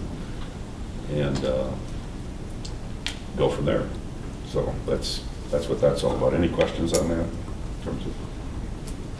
Well, I think just one thing to note, that Colleen is hoping to do somewhat in-depth interviews, and it seems like the U of M students also want to do somewhat in-depth interviews. They thought 60 to 90 minutes, and so I think it would be very important to try to have the interviews coordinated. Just so you know, it sounds like you're a little bit more ahead of where the U of M people are. They're not even picked the project right, yet. They haven't picked the project yet. So it would be a pity to hold you back, but just be aware that there are people kind of requesting lengthy interviews. Yeah, for sure. I'm happy to work with anyone as they come in. Yeah, that would be great. And well, especially if you can video all of these, that would be wonderful synergy. Our goal is to get it short. Okay, all right. Oh, so a 60 to 90 minute interview. So that would make sense for you to do that, or? No, it's certainly something we could do for videotape. What would wind up making its way, especially for the introductory video, would be quite short. We were thinking maybe 4 or 5 perspectives of a couple minutes each. Something that people will actually watch as opposed to a 2-hour documentary. Yeah, so these interviews can provide like sound bites for your overall project. So that's what's been done on that. Next item I have is the joint county working session. I have no information on that. Do you by chance know anything, Katie? Maybe we should talk to somebody that's not a party to the case. Mike? Yeah, you probably. But Katie might know at least. Yeah, I'm not party to the case. September 12th meeting. Yes, so all I know is that my understanding is September 12th is going to be a closed session. I don't even think Debbie's going to be there. I'm not 100% positive, but I'm pretty sure she won't be. And then according to Kathy Griswold, I think they're in, they have a city council meeting right now. Otherwise, I think city council members would be here right now. I heard there might be another meeting later in September with the lawyers, but I don't know. That's just something that. What happened to the 3-month? Those are the September 12th meetings that I've heard are happening, and. But they're not open to the public. But they're not open to the public. Those are the closed session meetings For where sure. they're making their. Well, they have to be open initially Yeah. to the public, and then the group goes into closed session from the open meeting. To have their discussions. In conversation, I talked to Mrs. Dingle about this, and because of the nature of the closed session meetings, she and I were just talking about trying to get, after, we're gonna, and forgive me for just sort of announcing this like this, we haven't made any decisions, and she obviously hasn't talked to everybody about this. We just talked about it right before this meeting, because I was with her. And I think she's going to do a series of phone calls to kind of everybody. But because of the series of meetings and closed sessions, and we don't know what the decision's going to be, and she's not privy to the consent judgment. But as those decisions are being made, maybe having like a larger open meeting for everybody and for the public to convey that information, and have that near the end of September to make it, to disseminate that information and try to bring a greater sense of transparency and move this forward. Because obviously it was discussed that there was going to be that 3-month time period. So what that'll look like, I think, will be more clear after these closed sessions. And again, I don't know what those closed sessions look like. I'm not part of it, but I think still we're waiting for that September 12th meeting. From what I know about the September 12th meeting, it's at 6:30 at Skyline High School. Which high school? Skyline. Oh, Skyline, okay. So, I'm Sue Schenk, I'm on the Board of Commissioners, and we had originally set that meeting, the September 12th meeting, to give the parties time to see what could happen. And at that point, I think a lot of the people thought that the parties would be ready to make a decision on September 12th. I would doubt that that is the case. But what I would say is that there is as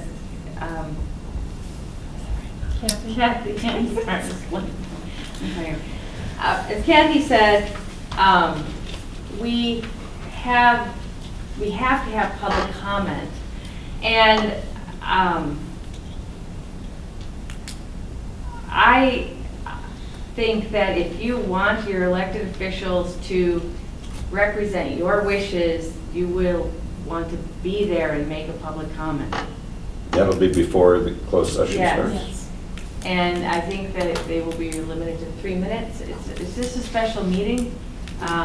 So I guess that's my request of you, is please come and make your public comments. We need to hear what you have to say. Because the other side's attorneys are sure talking to everybody in closed sessions right now and trying to make things change minds. Our They don't- attorneys are talking to us in closed Okay. sessions. We're not exposed to the Gelman. The Gelman attorneys. I But they heard the talk city to our council. attorneys who talk to us. Well, last Monday was city council, Ann Yeah. Arbor, so, and of course, I don't know what was said, but I just heard there was And a wishes for making things good so that we don't want the CPA, they don't want the EPA. And if you want to, you can contact any elected official at any time, and let them know and talk to them and ask them to defend their decision, because they don't have to tell you what's in the consent judgment to tell Right. you what they're thinking. And I think it's a fair thing, because it distresses me very much that we are required not to talk about what's being discussed, because it's a public issue. And all I can say is that I don't want to manage your expectations. I want to fight like hell for you. Yay! Is anybody watching this? Right No, now? I'm just saying that I think that, 6:30 at Skyline. yeah. 2 new homeowner wells just this year were positive for vaccine. Yeah, the confirmation of that's not released yet. Right. Mike, is there anything that you can say or add to this? Not really. I mean, I No, know okay. that there are drafts of consent judgments going around being discussed by the various interveners. I don't know what's in them, so I can't really add anything to it.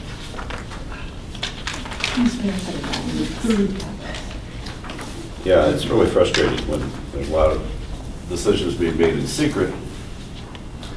And in the past, when things are being made in secret, the outcome is not so good. I mean, some of the things that, have happened during this period of time is that I have passed around to a few people the document that Dan and others we drafted on what we thought ought to be in a consent judgment amendment. From, when was that, Dan? Like 16? 2016. Yeah, right. So that's available and to them now in their discussions. Who passed this up?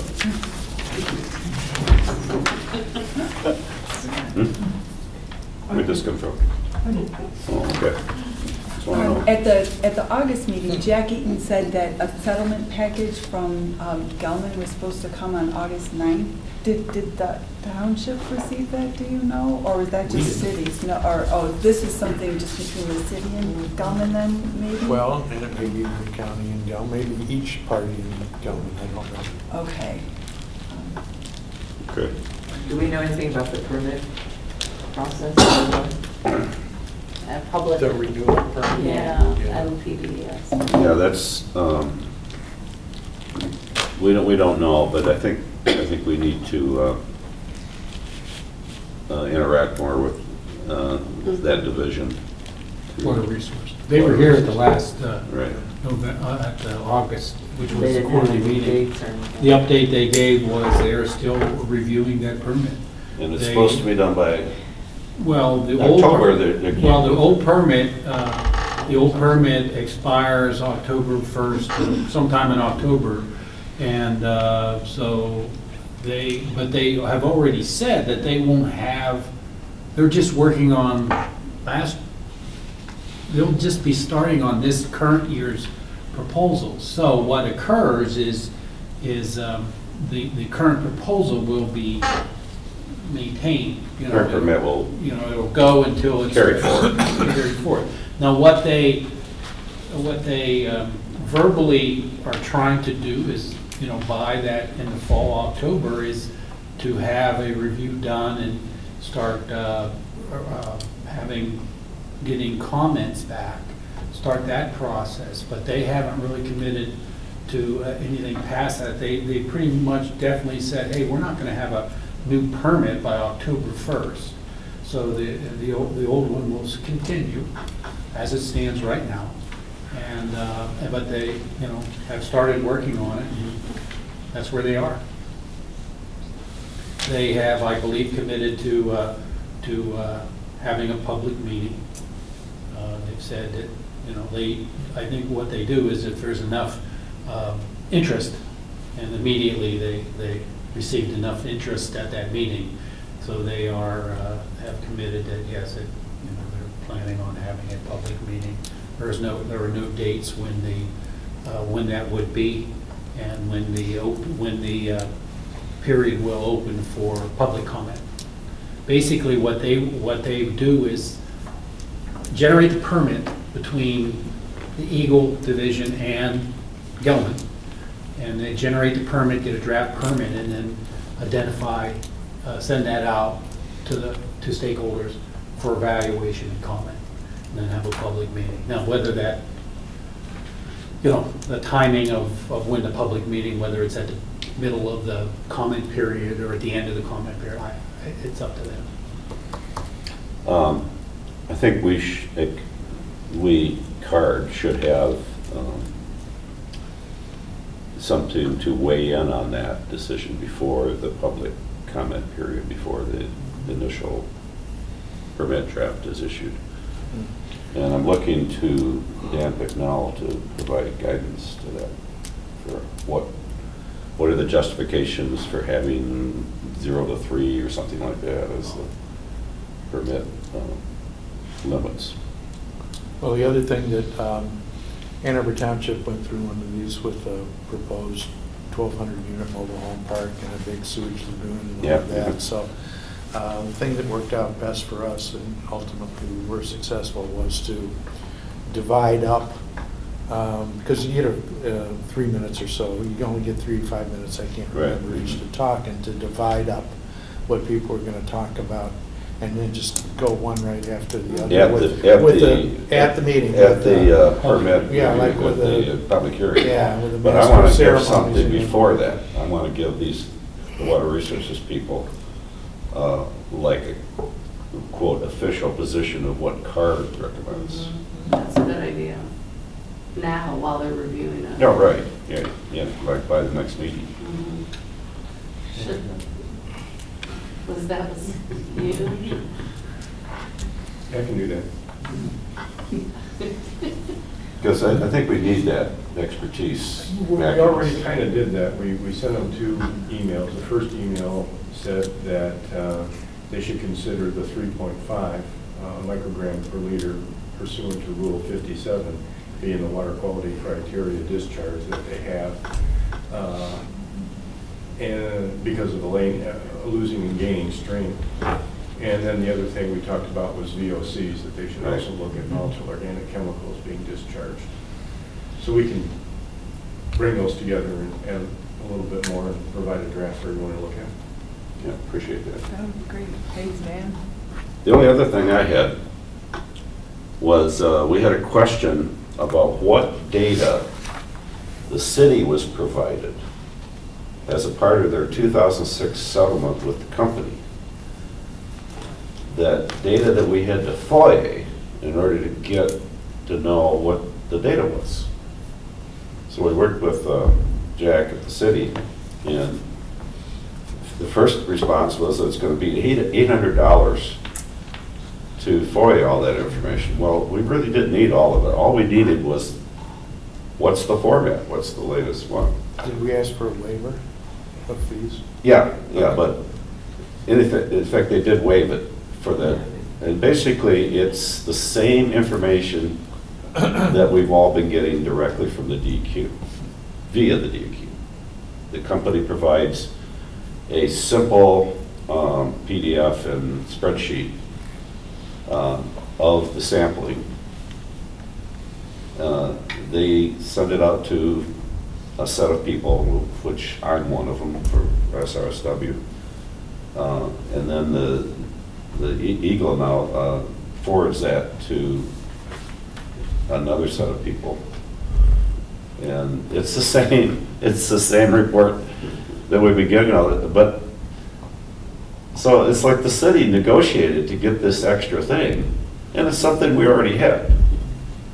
So, but that's just the way lawyers work. So they got something out of it. They got this report, but in order to find out what the report was, we had to FOIA to find out it was the same report we already had.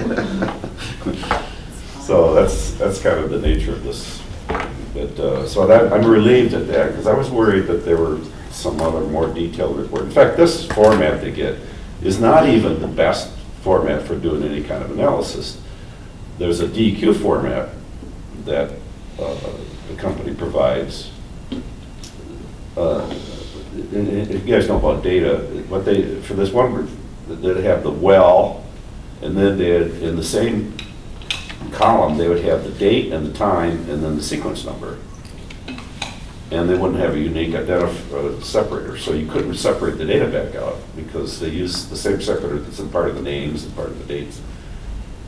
I used to do that. I used to go through those before we got the DEQ version and have to pull out those by hand.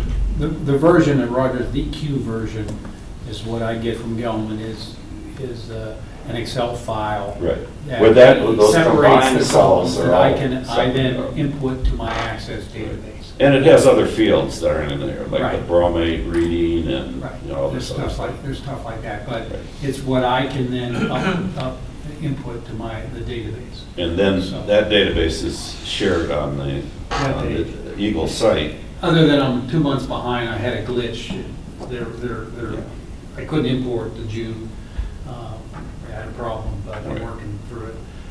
But that's what Roger's talking about, and I give that to the core group here, or at least Roger. Well, it's an access, Microsoft Access format, so I have to maintain an access What's in license Excel? in order to extract the 2 spreadsheets from that I use to do the Google Earth mashups.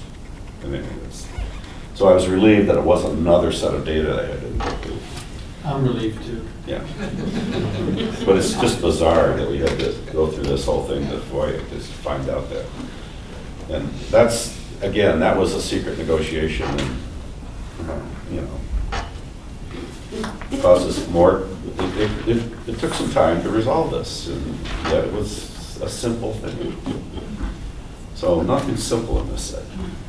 All right, I think we're wrapping up here on time. Next meeting is Tuesday, October 1st, right here, and I'll make sure, you know, we really need like a sub, we need staff. You know, when this, when I guess Jenny and somebody decided to have it here, and Bryce agreed, I just assumed we're going to have a card meeting. That means there's going to be a projector. I have a projector at home.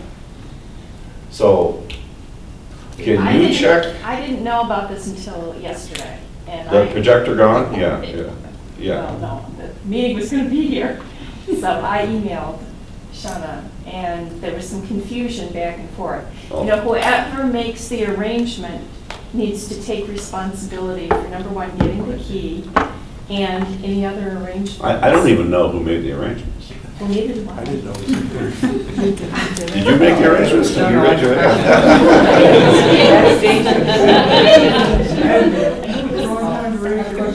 Meeting on September 12th, what's it called? I don't know what I think they you call it it. the stakeholders group, Yeah. something like that. Or joint working Joint sessions. working, yeah. Joint working session. It's a meeting between all the local units of government Right.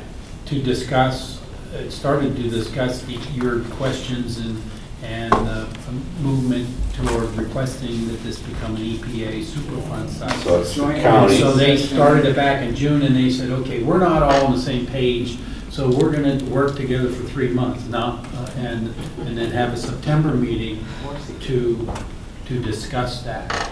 And so that's how I understand what it is. I'm not involved in that, but that's what. Yeah, so mark September 12th down and get your friends and anybody who's, you know, wants to weigh in on this.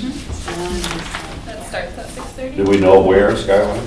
Probably Can we confirm before that we will be able to speak and stuff? No, you will. Oh, okay, The law requires, yeah. okay. Can we just like play the tape from this? Guys, there's 2 new positive homeowner wells I'm going to be talking about. Right, that's Can I add right. one thing before we break? So Okay. I have been working on a project for the city, trying to figure out where potential sentinel monitoring wells would go between basically the DuPont Circle and Barton Pond. And so we're getting close, and I would like to present to this group maybe at the quarterly meeting when DEQ staff's also there, if that's acceptable. That's November. Yeah. That's soon enough. Yeah, you might keep in mind Ann Arbor Township is the other side of the Yep. water at Yep. Barton Pond, so maybe I can help on that. Yeah, And thank you. working with, Bart Hills Village is in the township as well. Okay. So, and I've talked with them about some sampling and things. Have you reviewed the anomalies in the data for the well log data? You should do that first. Okay. If you don't, well, I can resend you the concerns we had that. Are you talking elevation things? Yeah, the elevation was off by as much looked- as 15 feet. Mhm. You know about that? And Yeah. do you concur? So I went to Brody and got Yeah. data. And I got better. Does it match what's in the database? I don't know if it matches. I You don't might think want to it check does. that. I don't because think it Dan does. needs to know if it's. I have wrong. staff that did that. I will check. I asked him. There's no way I could do all this stuff. And if you go back to the history, you'll see even other figures for that, for Yeah. 465. It's Okay, I will check that. If one of the quarterly reports during that year of the EPA, I was doing it for the EPA, that specific question was asked of Gilman, and I presented it in my quarterly report, their exact reply. There were several issues, so it would have been one of the last two, would have been last January, one of the last two reports. And One of then, your quarterly reports. When we started the year quarterly with the last two, one of those, that specific question was asked because we were taking what stakeholders' concerns and questions were, and they presented with a discussion, probably similar to what Jim did, you put it together, and that's their discussion verbatim that I got back from them is in there concerning that issue. So if you're interested in reading what their response and what their information as far as that discrepancy of elevation in the DuPont Circle area. So it was the first quarterly report? Roger, I'd have to go back. 2017. Yeah, the quarterly report started in 2017. It was one of the last ones, the last two that I did. I did 4, and I call them quarterly reports, and you will see it's not every 3 months. There was extra months on a lot of them. It's just how they work together, and it's in one of those. So, and it's on our webpage. Just go to the selected documents, go to last year, and start looking at it'll be entitled EGLE Quarterly Report, or probably DQ Quarterly Report. Just check at the end of the document is the section where it has stakeholders' questions and concerns and answers. Were you satisfied with their response? I was satisfied. I kind of knew what the response was going to be because I had talked with Brody also, but I wanted it in an official form from them. Yeah, I was satisfied. They made a mistake on the boring log that they originally used, and so he corrected that mistake. And then that discussion, I wanted their interpretation of what that meant. I don't disagree with their interpretation and what it means there. We had some other questions that we haven't reconciled as part of that. Hey, what if? What about this? And So with the data in the well? I've lost whether I corrected it in the database. I've gone totally blank because I've corrected so much stuff. Whether I put the new information in. I mean, he had sent me you had a cross section. Right. He had sent me a corrected cross section, and so Roger, I'd have to go back and check. So I have you're old saying RAM that the memory chips data in my was head, right so. and the cross section was right, the data was wrong. Well, they had at one time a cross section where they had identified the wrong well, and it was a little wacky. So that's a year ago or more, two years ago, you had mentioned. So there are a couple of times they've identified the wrong Right, well, and at at least one of W92. those, right. But I'm talking about 465 DuPont. The 465 DuPont definitely is in that quarterly report. So I and have to go look at that to find out whether it was the cross section that was wrong from their data, whoever did the cross section, or whether F&V. the data that we've been using all these years for 465 DuPont was wrong. And I'm not sure if it's been corrected yet. Okay, so we have to mention that for next time, that it's still unresolved because we don't know. Roger, I'll take a look because I did ask him because there were discrepancies, so I asked him. Because if they use the cross section, then probably those other monitoring wells are in the right location. But if they use the data, if the data's right, then those other monitoring wells are too shallow. Mhm. That's pretty important. Yeah, for sure. So, okay, that's enough of that. All right, we're a little bit over now. Any last one things, anybody got any other questions or anything? Getting on my nerves. Everybody got Thursday. All right. We have some new people. Who was the first time here? First timers? Say your names again? I'm sorry, I came in late, missed my chance to introduce myself. Oh, I'm George yes. Hammond, I live over in Ann Arbor, right near Urbana, and just a little bit east of west of West Park. Okay. Good. I'm glad I asked. Did this guy introduce himself? You and I were on a TV show once together. Yes, right. I'm Jillian Carey, I'm a Scio Township resident and Hellraiser. Where do you I've live? seen your name lately. Yeah, I'm Luella, Oh, okay. Right. Yeah. How long have you lived there? since 2011. Okay.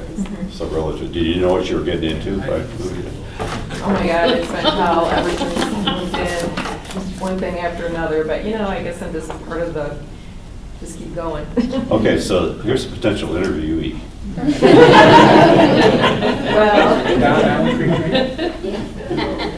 Because I mean, really, I know too much. I can't really put myself back to what it was like when I first got involved. And I think the more we can get information about people that are just now exposed to it, the better we can do about getting the information out.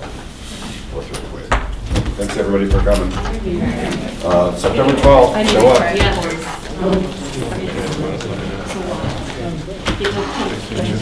Yeah.